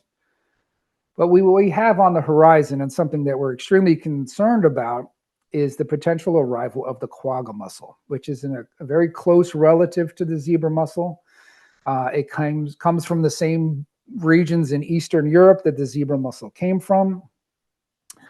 If you're not familiar with the vector for these mussels, I give it to you here in a thumbnail. They were accidentally brought into the freshwater systems of North America in the ballast water tanks of cargo ships that were coming from the Black and Caspian Sea regions of Europe. They were often traveling over to the States with light cargo or no cargo, so they would pump a bunch of water into their ballast tanks to help trim out their ship. And in the process, they would ingest a bunch of these mussels or their larval stage, which are called veligers. Then when they came into the Great Lakes system, the first place they were noted was in the St. Clair River and Lake St. Clair, there near Detroit, where they were probably taking on new cargo and pumping those water tanks out into the lake and releasing the zebra mussels into this new environment. This is the same vector that has brought quagga mussels into the Great Lakes as well. They're found in the Great Lakes. Quagga mussels are found in the St. Lawrence Seaway. They're found in the Hudson River and a large number of other bodies of water throughout North America. Quite remarkably, they have not been found in Lake Champlain to date, and we really hope they won't, because they are a real death sentence, not to be overly dramatic about it, for the deep water shipwrecks in the lake. And why do I say that? Quagga mussels can live to more than 400 feet in freshwater systems, which is as deep as Lake Champlain gets. Right now, that gap between 100 and 400 feet, most of the shipwrecks are very well preserved, have very minimal amount of mussels present on them, and only if they've been washed in through this mechanism that we've just been discussing.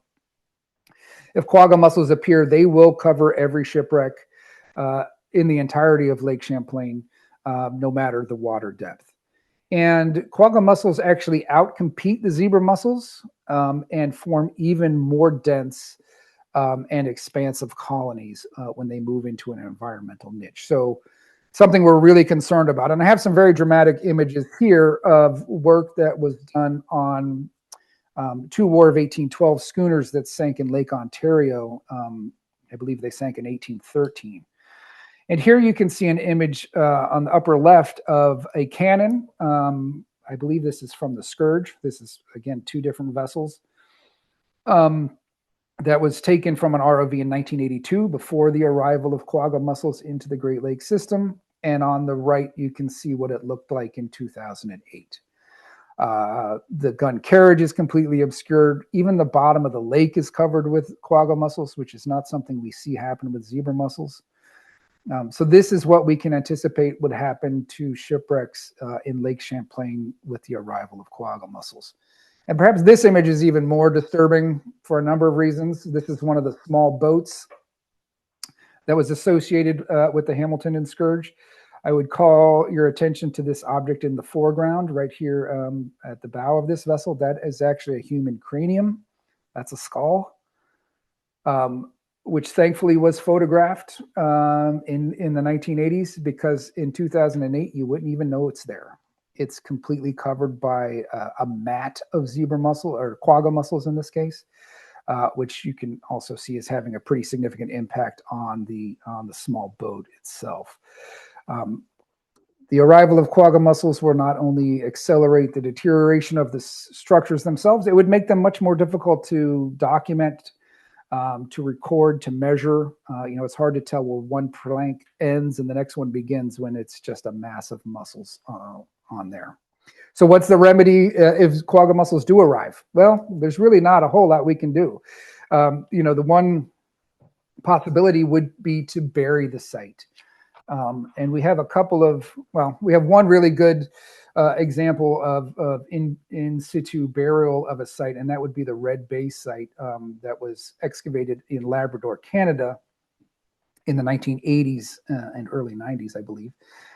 That vessel was a disarticulated Basque whaling ship that was found there. It was completely documented, disassembled, and then all the timbers were buried in the sarcophagus that you can see pictured here, where they built a berm of sandbags, stacked all the timbers inside, and then covered it with a tarp, filled it with sediment, and covered it with a tarp that's weighed down by cement-filled tires in this case. And here on the right, we have maybe an artist rendition of what it would look like if we had to bury the Spitfire because of the arrival of quagga mussels. While this would certainly make this site much less accessible and easy to study, it would preserve the site for the future when that kind of work could take place, and prevent the impacts from the quagga mussels happening. So despite the fact that the Spitfire rests in this deep water, deep cold preservative environment, it is still being impacted, and these impacts will continue into the future, whether those are man-made impacts through fishing techniques, through diving, through any other number of human activities, or those are the impacts caused by the ever-changing climate and environment of Lake Champlain itself.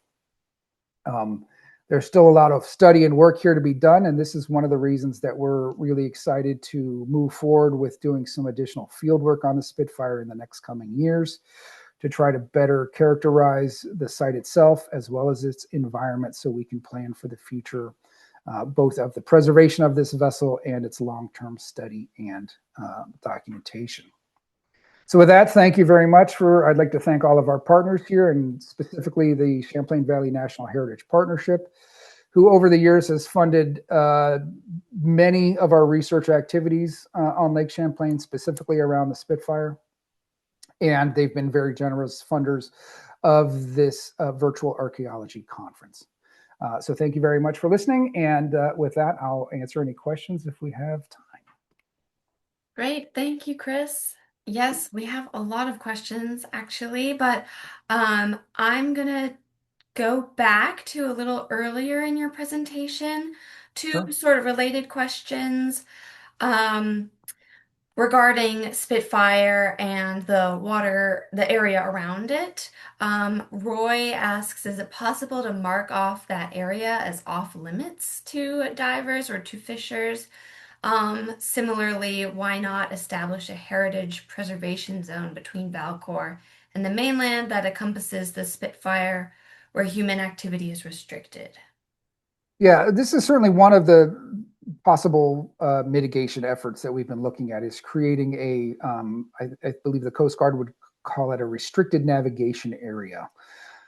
which would preclude vessels from transiting through a designated box around the site, and certainly from anchoring or doing fishing activities in those areas.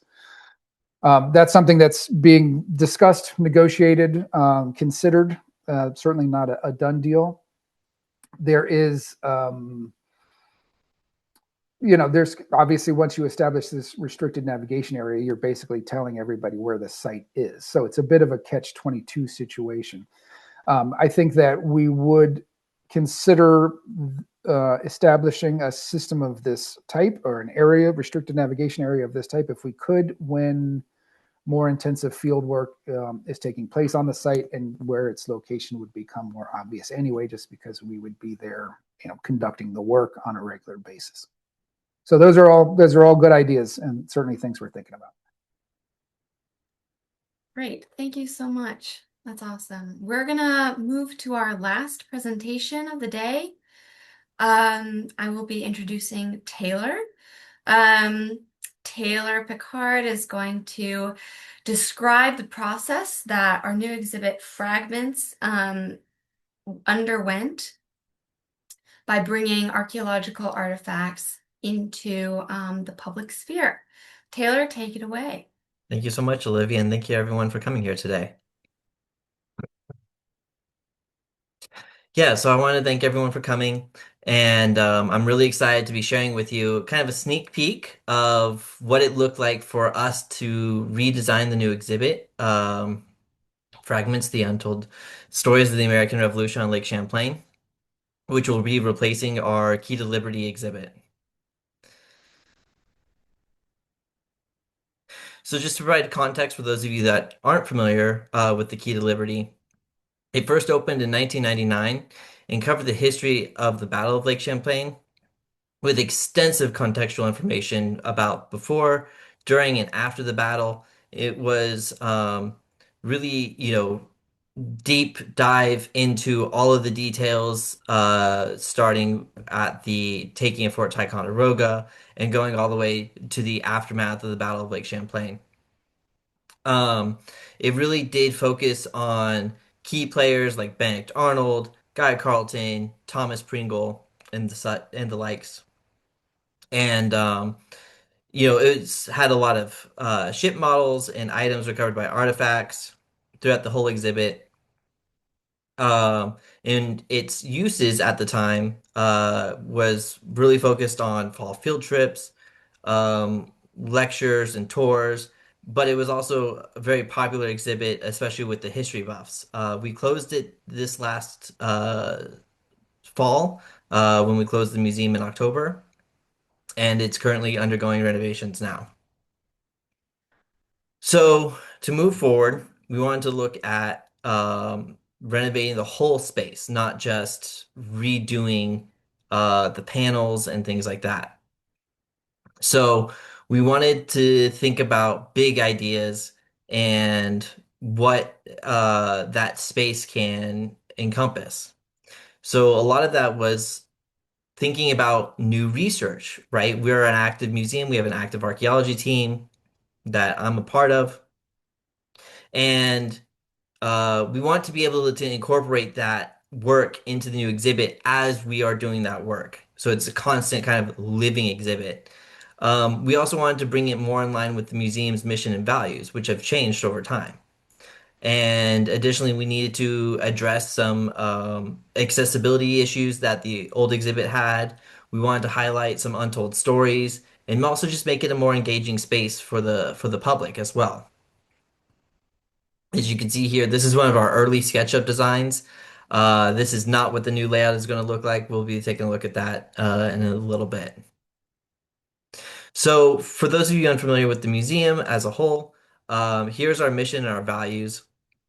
I'm not going to read it. It is on our website if you want to take a look, but I want to emphasize one of our values is our belief in the power of history, that we research, document, preserve, and share our inclusive maritime history and archaeology of the Lake Champlain region. Our work is to repair the harm caused by history being told from a singular dominant perspective. And I really want to emphasize that because that was what a lot of us had kind of in our hearts as we were talking about designing this new exhibit. How can we sort of unravel history and repair some of the damage of it being told by a singular dominant perspective? What have we erased by just talking about Benedict Arnold, Guy Carleton, and Thomas Pringle? So we didn't just do this alone. We brought in stakeholders. We had 19 representatives from 15 different organizations. They were all amazing and fantastic. And they came. We had two sessions. We had a virtual session where we talked together and kind of had small breakout groups. And for those of them that were familiar with the exhibit, they had a lot of feedback and a lot of input. For those of the that were unfamiliar, um, they had a lot of new ideas. It was actually really amazing. And then we had an in-person one where we toured the exhibit. A lot of people came in, and it provided a whole different amount of feedback. Um, Mostly that the old exhibit focused on major players. There was little to no mention of women or people of color, and it was not accessible. Immediately, right off the bat, as we had our representatives come into the exhibit, we all kind of clogged up right at the door and started reading panels right away. It became immediately apparent that the old exhibit was not designed to handle a large group of people entering at once, because you only had about 2 to 3 feet of space between the door and the first panel. Or I should say it's probably more like 4 or 5 feet, but still, not a lot of space for a lot of people to move through, and everyone wants to read the introduction panel, right? Um, One of the representatives didn't even bother to read any of the panels. She went through and she counted out all of the images and then counted which images had people of color or women in them. And out of the hundreds of images that we had in there, only three of them had either a woman or a person of color in them. And that was pretty remarkable. I don't think anybody had considered that before, just how limited the perspective was on those issues. Um, there's also a number of other areas where, as people were starting to move through the exhibit, it would clog up, and just some issues like that. So we came back, sat together, and they provided just a ton of feedback. As you can see here, some first reactions, some ideas on how to improve the exhibit to match our mission, vision, and values, and had a really great discussion. So a lot of the things that kind of came up was accessibility concerns. It's an incredibly text-heavy exhibit. Visitors are required to spend most of their time in the one exhibit if they want to understand everything. There are over 20 panels of multiple paragraphs of text on each panel. There's also a lot of issues with the panels themselves. As you can see here, there's a pretty heavy contrast issue where it's a red background with either orange, yellow, gold, or white text on it. It's small, it's visually heavy, and additionally, there was limited seating and accessibility. So you couldn't just sit down and read the panel that you wanted to read. You're required to stand and read all these panels one at a time. And there's not a lot of space to move around. So if the exhibit gets crowded, you have to move and not really finish what you're reading very quickly. Um, it also required visitors to come back time and time again because there was just such little time in a day to really process all of the information that was being presented there. So when we started redesigning the new exhibit, we thought about these accessibility concerns, but we also realized that the exhibit had started right around the same time as the Valcour Bay Research Project. So archaeology wasn't a big focus in it. It was kind of more pushed off to the side. and kind of came in at the very end of the exhibit. Um, all of it was focused around the exploded cannon and the location of the gunboat Spitfire, as you can see here. But we want to shift that focus, and we want to talk about the personal stories that can be related to through archaeology, by including a lot of the personal artifacts of the individuals that fought at Valcour Bay and at the Battle of Lake Champlain. So in the new exhibit, we talk about the history of the battle alongside the history of archaeology of Lake Champlain, some of which we've already talked about here. So this is what the new design looks like. It is still focused around the exploded cannon, but now instead of the exploded cannon being shifted to one side of the room, it's the centerpiece of the exhibit. And that's because the exploded cannon, in itself, told us an untold story.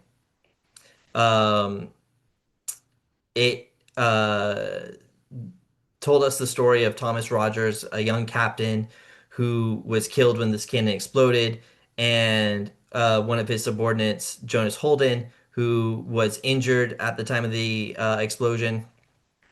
Thomas Rogers was killed, and very few people, knew about it. It was through the research that uncovered Jonas Holden's pension record, where he claimed his injuries to receive funds from Congress, that we learned about the cannon exploding on the gunboat New York. And it tells the story of how we could do archaeology and tell these pull these pieces together. Additionally, the new exhibit is really focused on bringing forward narratives about minority groups, natives, people of color, and women, and not just the predominant individuals that I've mentioned before. Finally, we really wanted to discuss the brutality of warfare and not just glorify it. As I said, we kind of want to undo the harm of history, and a lot of times there have been uh, military exhibits that glorify warfare, and that's not what we wanted to carry into this. We wanted to make people realize this was a brutal battle.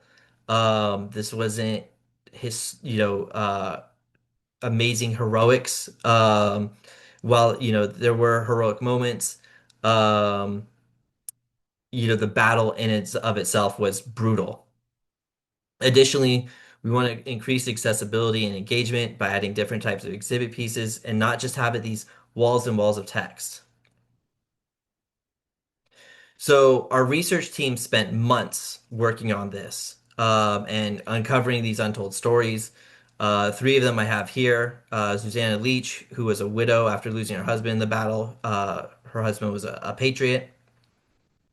And she submitted a petition to Massachusetts General Court where she details every single piece of article her husband was wearing at the time of the battle, and what she paid for, how she made it, all these things, because she had two children that no longer had a father, and she needed funds from Congress. So part of that was going through and laying out all of these things, and it gave us insight as to what was the wares of a common soldier.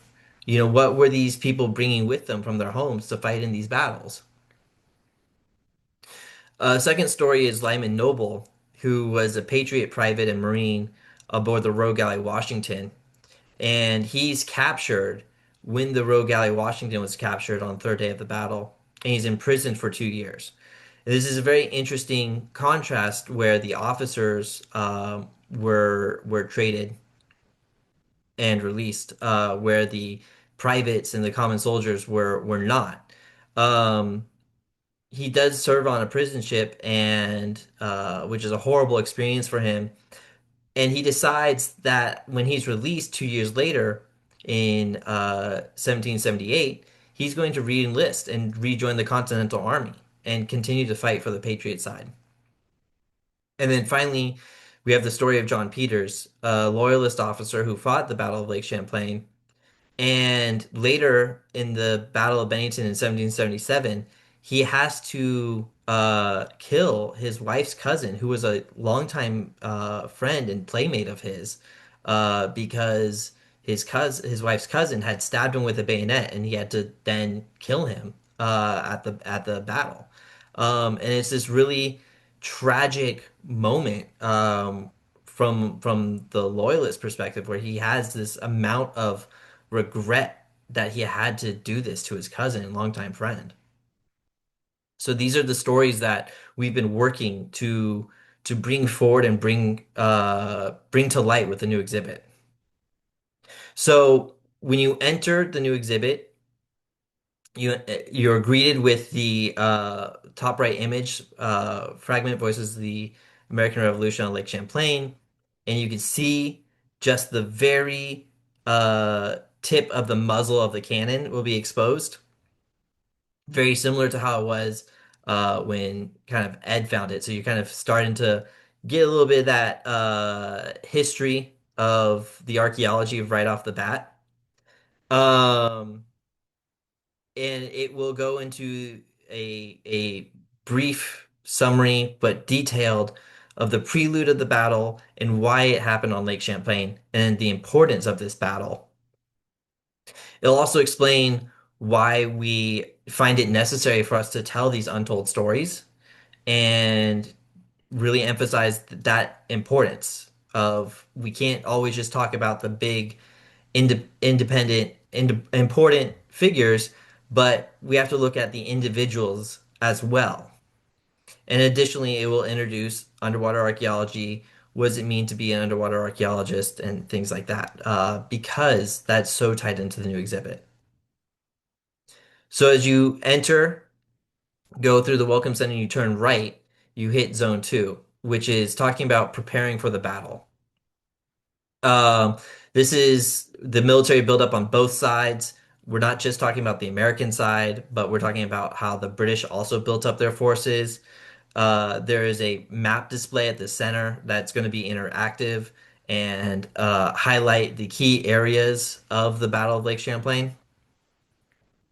And we're also going to talk about Lake Champlain's first archaeologist, Lorenzo Haglund, who is the individual that recovered the gunboat Philadelphia. And throughout this, we're also going to be comparing the two fleets. So you can kind of get an understanding of both the size of the American fleet compared to the British and the size of the American ships to the British ships. There was a substantial difference between the two. So some of the artifacts that will be displayed here are a strake or a plank from the Royal Galley Congress, as well as two frames known as floors also from the Royal Galley Congress that were covered here in Arnold's Bay, and some of Lorenzo Haglund's diving gear. You can see his dive helmet here, and it'll also include some of his other diving gear as well.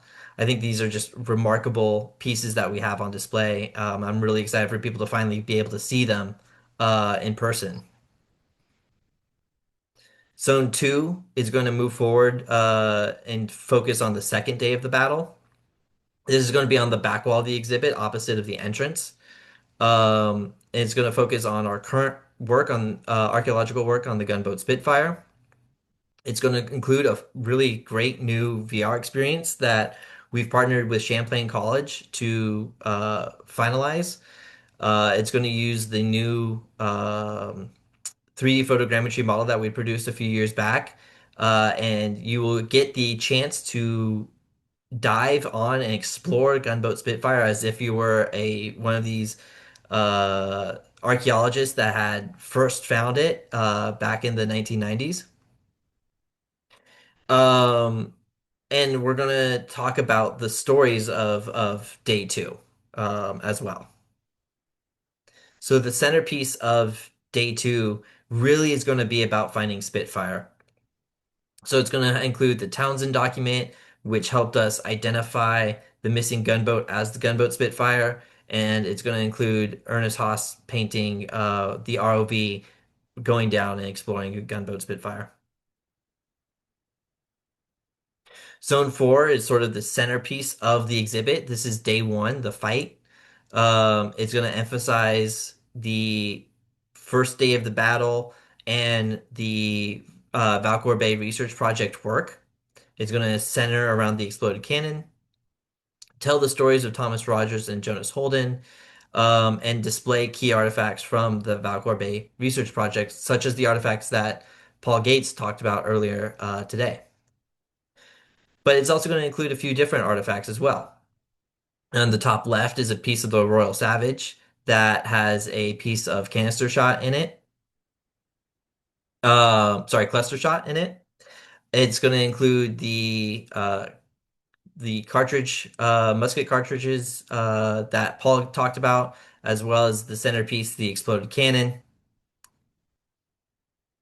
And then from there, you move into Zone 5, which talks about the self-destruction of the American fleet. It's focused on day 3 and the history of the archaeology and artifacts recovered from Valcour Bay. This includes a couple of the windows from Rogue Ally Congress that were recovered here. It's going to include new artifacts that have not yet been on display that we are currently conserving right now that have been recovered from the archaeological work that we've done at Arnold's Bay. And some of these artifacts you can see right here. That's one of the windows from the Rogue Galley Congress. Um, when we say window, it's not a window as we would think of it today. It's not thin and transparent. It's really thick. I would say it's probably about an inch to an inch and a half thick glass. And its main purpose is just to let in light. It's not to, be seen through. Um, Additionally, one of the most interesting artifacts that we've recovered that I think tells the story of the brutality of warfare is this bayonet that's attached to a stick. Um, it's not attached to a musket or anything like that. It's literally just hammered onto a stick, and you can see that it's kind of been bent into place as well. This is not a traditional bayonet such as the ones we saw in Paul's talk, like the brown vest style or anything like that. It's really just a metal uh, pike, basically. It's just a point, a big metal point, um, with a fastener to attach it to a musket. And this really shows kind of how desperate the Americans were and how fearful they were of being boarded by the British Marines. Yeah. So finally, we have Zone 6. This is the last section of the exhibit, and it's going to be a rotating exhibit space where we can bring in new artifacts as we're recovering them. It's going to have stories about the divers, such as myself, Paul, and Chris, talk about current archaeology projects. We're going to be able to bring in new artifacts and kind of new themes right now. So the 3 themes that we're starting with is food prep, muskets and weaponry, and officer material. And so we can kind of see some of that here, mostly focused on the food prep. Uh, Going from left to right, we found a lot of pig bone at the Congress site, which was very interesting. It kind of shows that there was some good eating there, not just salted pork like we've kind of been led to believe. Also a fishing hook. Um, so we know that they were engaging in fishing activities and things like that. I really love this artifact personally. It's kind of mundane, but it brings forward the more common activities that we don't think about and really emphasizes the fact that, they were on these boats for a long period of time and they needed to provide for themselves. And then finally is a spoon with the initials AP on it, which we initially thought was pewter until our conservation work recently revealed that it's a plated silver spoon. Uh, so it definitely kind of emphasized the importance of this artifact. Once we started doing that conservation work, we realized, wow, this is actually way more important, significant artifact than what we initially thought. And so with that, I really wanted to thank all of our partners, everyone that came and participated at the stakeholder events, and as well as Champlain College, who's working with us to develop the VR experience, and the Champlain Valley National Heritage Partnership, who is helping sponsor the conference this year, as well as the VR work that we're going to be doing and putting into the new exhibit. Thank you. Great. Thank you so much, Taylor. This concludes our presentations for the afternoon, but we can now open the floor for our Q&A session. We're going to start with the questions that have been submitted already. And if you think of new questions as the session goes on, feel free to send them in, and we'll do our best to get through as many of them as time allows. But first, Taylor, I'm going to ask you a question that was submitted, I think, during Chris's first introduction of the history that we're talking about today. But Bentley asks, so these men on board, Philadelphia, Spitfire, etc., with the belt axe were actually foot soldiers impressed to serve as sailors.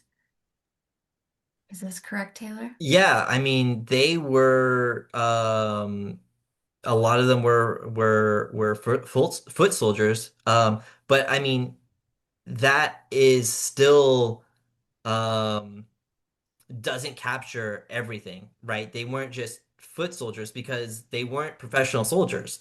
They were just common people.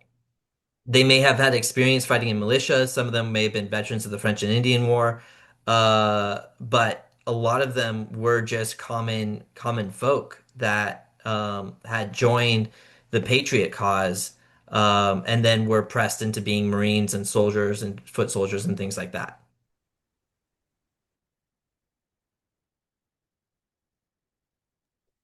Great, thank you.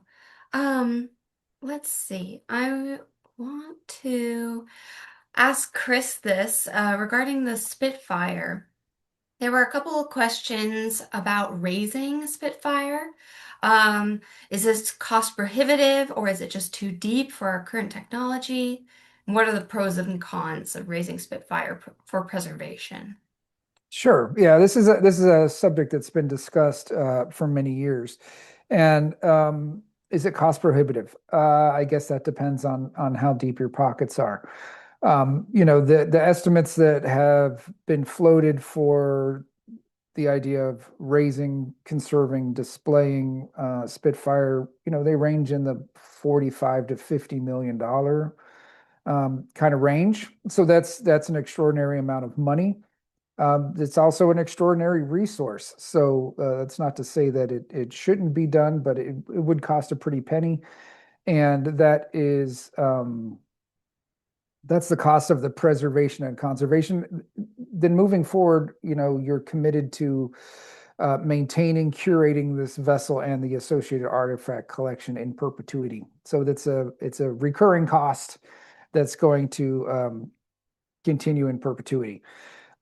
So it's cost prohibitive in the sense that that money isn't available at the moment. That doesn't mean it couldn't be raised in the future. The water depth is certainly a big factor in that, in the expense associated there. But not impossible to work at those depths, to do recovery or to do documentation and excavation as we've recommended. Um, so it would be challenging. It would be expensive. It would take a very long time. The preservation of the vessel itself would take at least a decade, if not longer, um, and would require constant maintenance and upkeep after that as well. And the work that we're suggesting in the relative near future is all work that would have to be done before raising and conservation were to take place if that money was to become apparent in the future. Um, so we see these as steps that would be required to be done before that work would ever occur in the future anyway. Great, thank you. I wanted to direct a question back to Jennifer Jones about conserving or not Spitfire, Philadelphia. Zachary asks, what's the timeline going forward for the Philadelphia Preservation Project?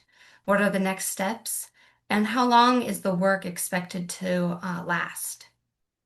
Okay, all good questions. Thanks. So we're hoping that the conservation project with Texas A&M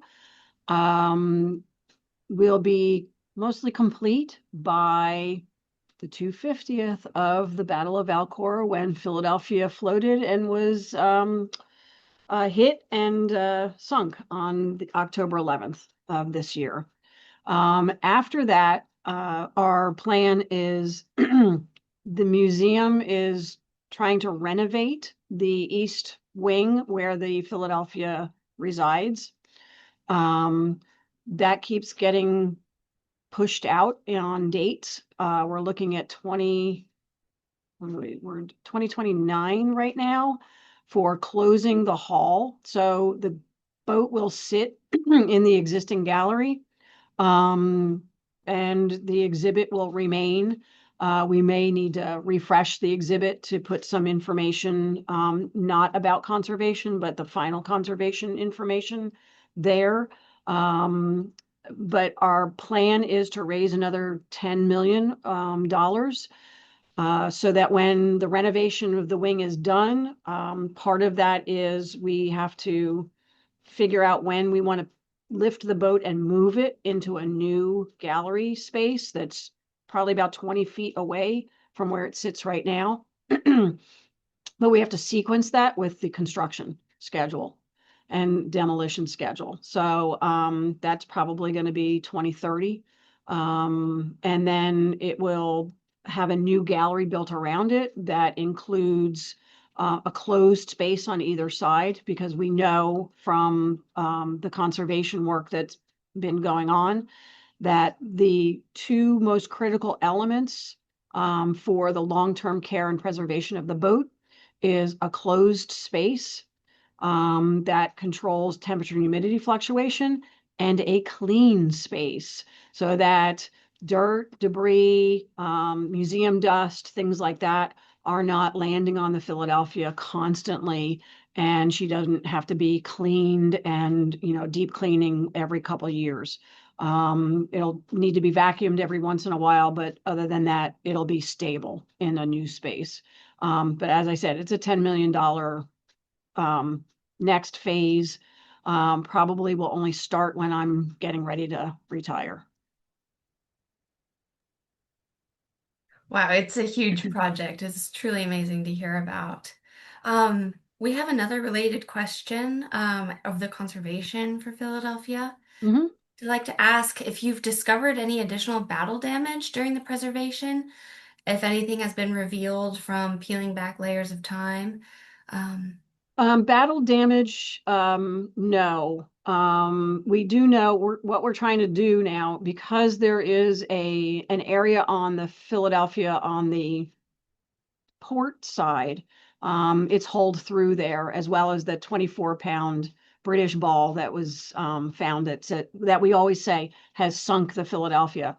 What we're understanding now is that the Philadelphia was a lot lower in the water than we probably originally anticipated, partly because the wood, part of the wood research indicates that fresh oak, green oak, contains a lot more water, and so the density of the wood was a lot heavier than we imagined. So she was really, really low on the water. And so both of those areas, we're trying to figure out from the angle of entry of that hole and the cannonballs that went through on that side, how the Philadelphia was maneuvering. So we're trying to figure out sort of how she was being moved when she was being hit. And so we're trying to understand that kind of trajectory and understand where the British ships may have been, or if she got hit by live fire from a friendly fire. or how this worked, because they're both at very different angles where those cannonballs are coming in. And so we're trying to figure out how that might have happened. That's certainly a very interesting subject, Jennifer. And one of the major flaws in the design of the gunboats, as I see it in general, is that it had three guns, but they were all pointed in different directions. So Right. you had to constantly be turning this boat back Right. and forth to bring all the guns to bear. And so that kind of analysis is really interesting and would be a good companion to the work of the battlefield scatter on Valcour itself, Right. which gives us some idea, as Paul mentioned, of, we found this 8-inch howitzer shell here. There was only a couple of boats that had 8-inch howitzers. Where were they located? We have an idea of where they were supposedly located according to the British plan. Does this confirm or deny that? So I think this is a really interesting.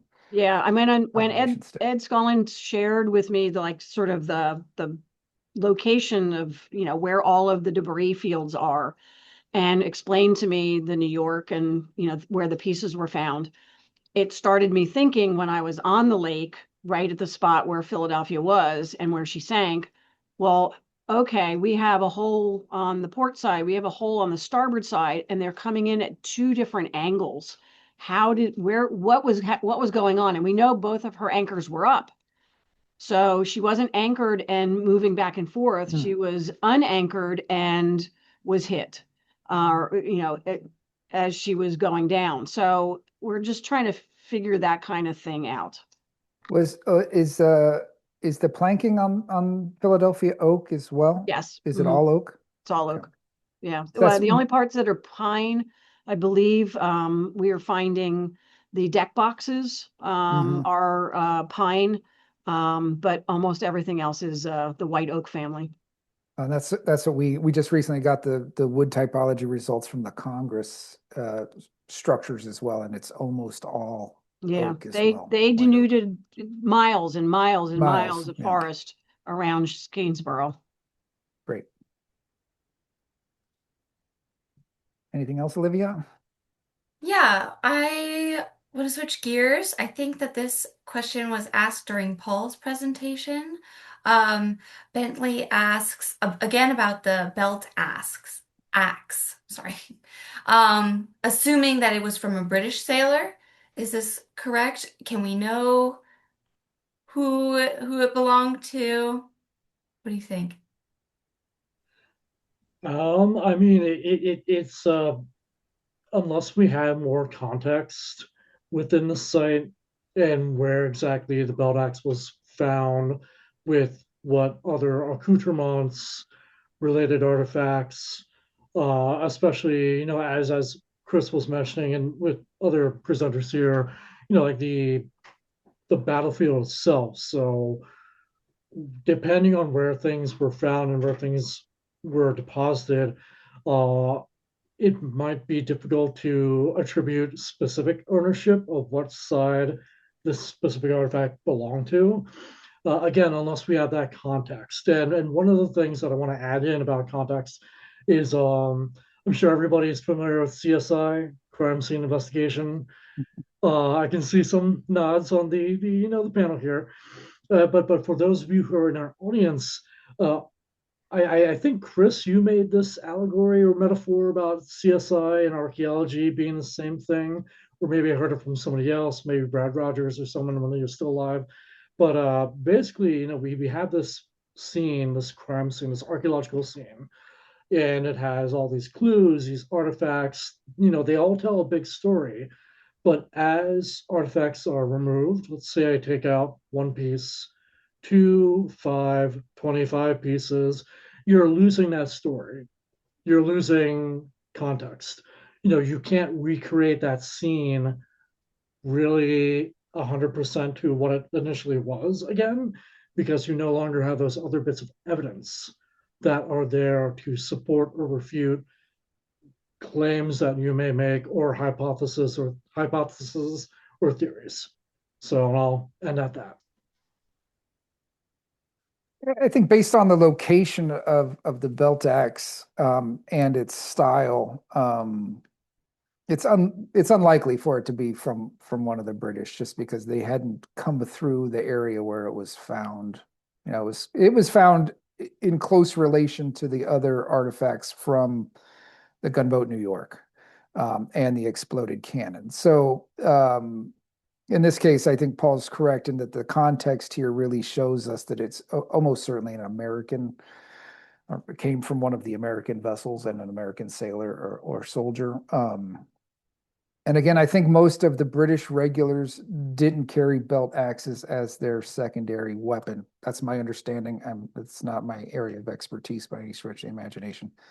But in this case, I think it's most likely that that is an American belt axe. Great, thank you.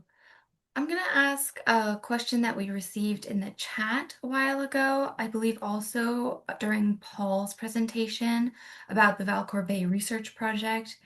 Jeremy was wondering if these surveys are accessible online, if the reports, I believe, of the surveys are accessible online. Yeah, I'm pretty confident that there are the Valcour, it was called the Valcour Bay Research Project, is the title of the project itself, and I do believe that those reports are available, I think, through our website. I'm not 100% sure, but you can certainly find them online.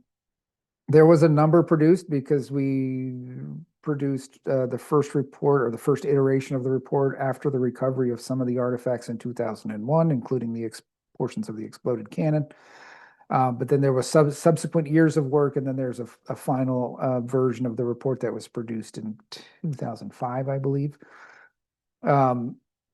Yeah, so they're out there, they're available, and they have an extensive catalog of the artifacts, including many really nice pen and ink drawings, as well as these overall survey maps that Paul was indicating during his presentation that talk about the distribution of the artifacts and some of the hypotheses around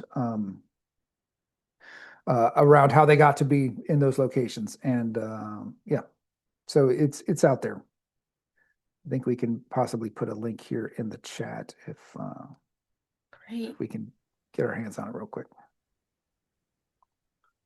Thanks so much.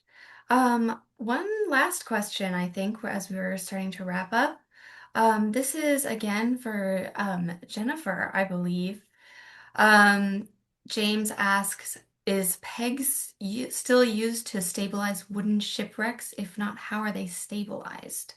So yeah, PEG, polyethylene glycol, is still used. The Mary Rose is an example where it took them 10 years, I believe, to use polyethylene glycol and spray it on the ship. They immersed all of the timbers and the entire ship, took it apart, and then put it back together again, and used PEG to replace the moisture in the wood with the polyethylene glycol. And it was a 10-year process, I believe. And there's a difference on stabilization for shipwrecks between freshwater shipwrecks and saltwater shipwrecks.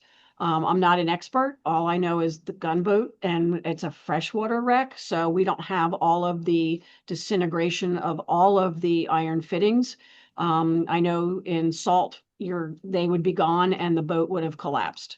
That's exactly what Peter has continued to tell me. You don't have a pile of wood on the floor.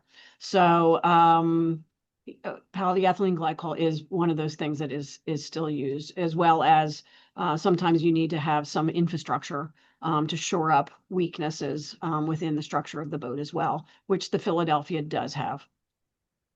Yeah, this is one area where the conservation, or the science of conservation, hasn't advanced a tremendous amount. Now, this is not trying to question Pete Fix's ability here, because he is the master of all things shipwreck preservation, but he's utilizing a process that has been around since the 1950s. Right. And the unfortunate case with the Philadelphia is that it was already dried It Right. already shrunk and dried before they tried to do anything to it. And then it was kind of unfortunate what they chose to do. And now Pete and Yeah. his team are taking care, trying to reverse engineer that and fix it up. But there has been some advances in the use of peg in that there's a much better understanding of what weight peg you should use to help it penetrate the wood. And it's often used in combination with freeze drying now, which is Mhm. kind of a more modern approach to the peg treatment, where you impregnate the wood and then to remove the remaining moisture, you put it into a freeze dryer and sublimate the moisture out of it, Which is which is exactly what happened to the boat in Albany. So the gunboat yes, that Pete exactly. restored and put back together again, they had big freeze dryers for the wood after the peg impregnation, after they took it out and cleaned it. Yeah, and so everyone's aware, that's the vessel that was found underneath the World Trade Center when they were excavating for the new World Trade One tower. They encountered the remains of a vessel that had been incorporated into the filled Infill. land that makes a good portion of southern Manhattan. Mhm. And that vessel was conserved at Texas A&M and is now on display at the New York State Museum down in Albany. And I would encourage everyone to go look at it because it's very cool. Great. We also had a question about the Philadelphia, if it's going to be incorporated into the 250th celebrations in Washington, if at all. Yes. So, as part of the museum's 250th celebration and the Smithsonian's, the Philadelphia was sort of our main pillar of 4 or 5 different activities that we're doing here at the museum. And so it is the big, project that is the most visible right now for the 250th for the Smithsonian. In our museum, we are going to be opening up another exhibition called In Pursuit, and that opens in May, mid-May of this year. And it's a selection of 250 objects from across the museum. There are 75 or 76 objects that are going to be in separate cases, and they asked everybody in the museum to select objects that go along with the idea of the words of our declaration, in pursuit of life, liberty, and happiness. And so to take artifacts that you would not necessarily think of, that are not necessarily from the Revolutionary period, and put a spotlight on them so that you can ask those questions of those objects. So it's really object interrogation, and it's for the public to think about different ways that the Declaration either incorporated everybody, which we know it did not, and then how do you think about the Declaration and who was included at the beginning and when did they become included as part of those promises of a new nation through our history of 250 years.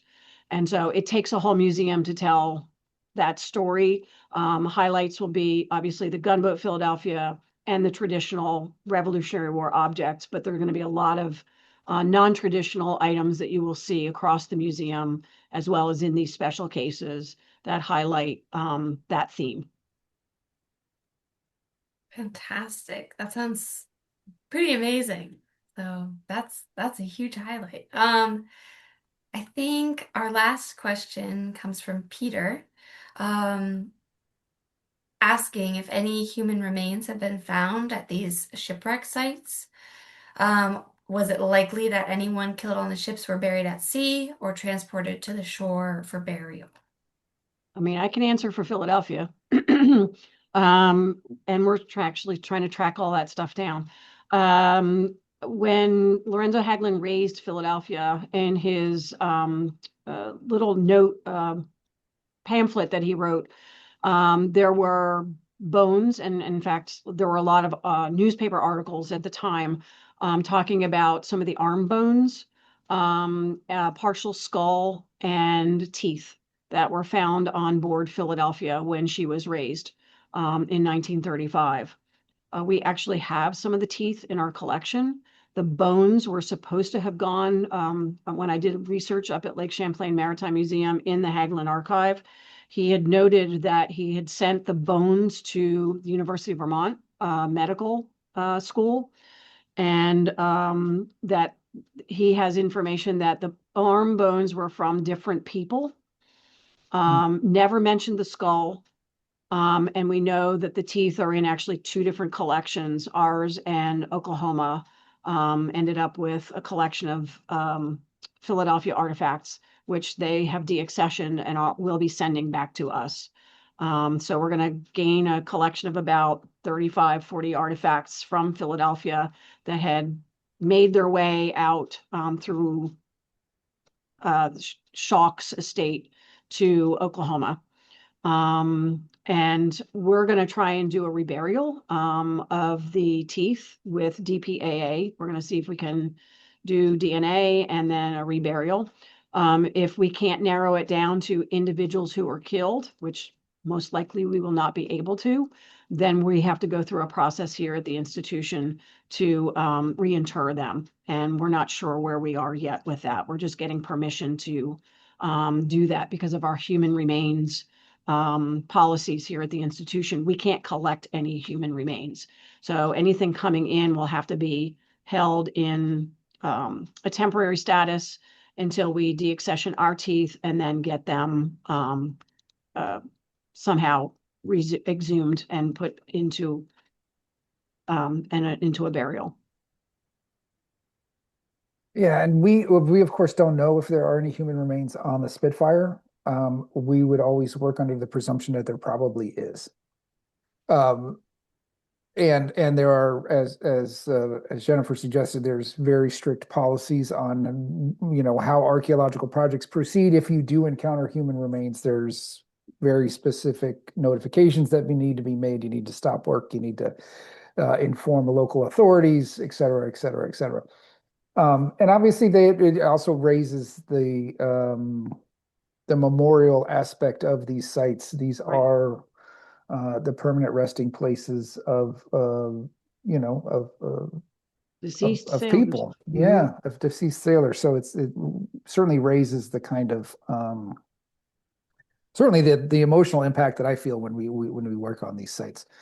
It's the ultimate touch of humanity there when you find human remains. There were certainly people were certainly buried at sea. Some of the accounts of the Battle of Valcour Island certainly state that bodies were being put into the lake, thrown overboard.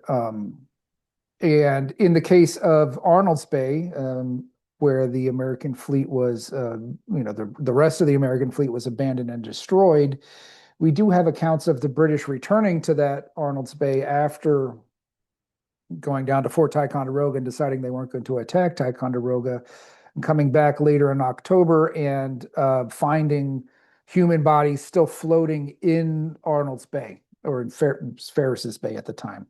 And they did take the opportunity to take those remains to shore and bury them. So it wasn't happening during the battle, but to some extent it did happen after the battle took place. So we have a combination of both onshore and in-water burials.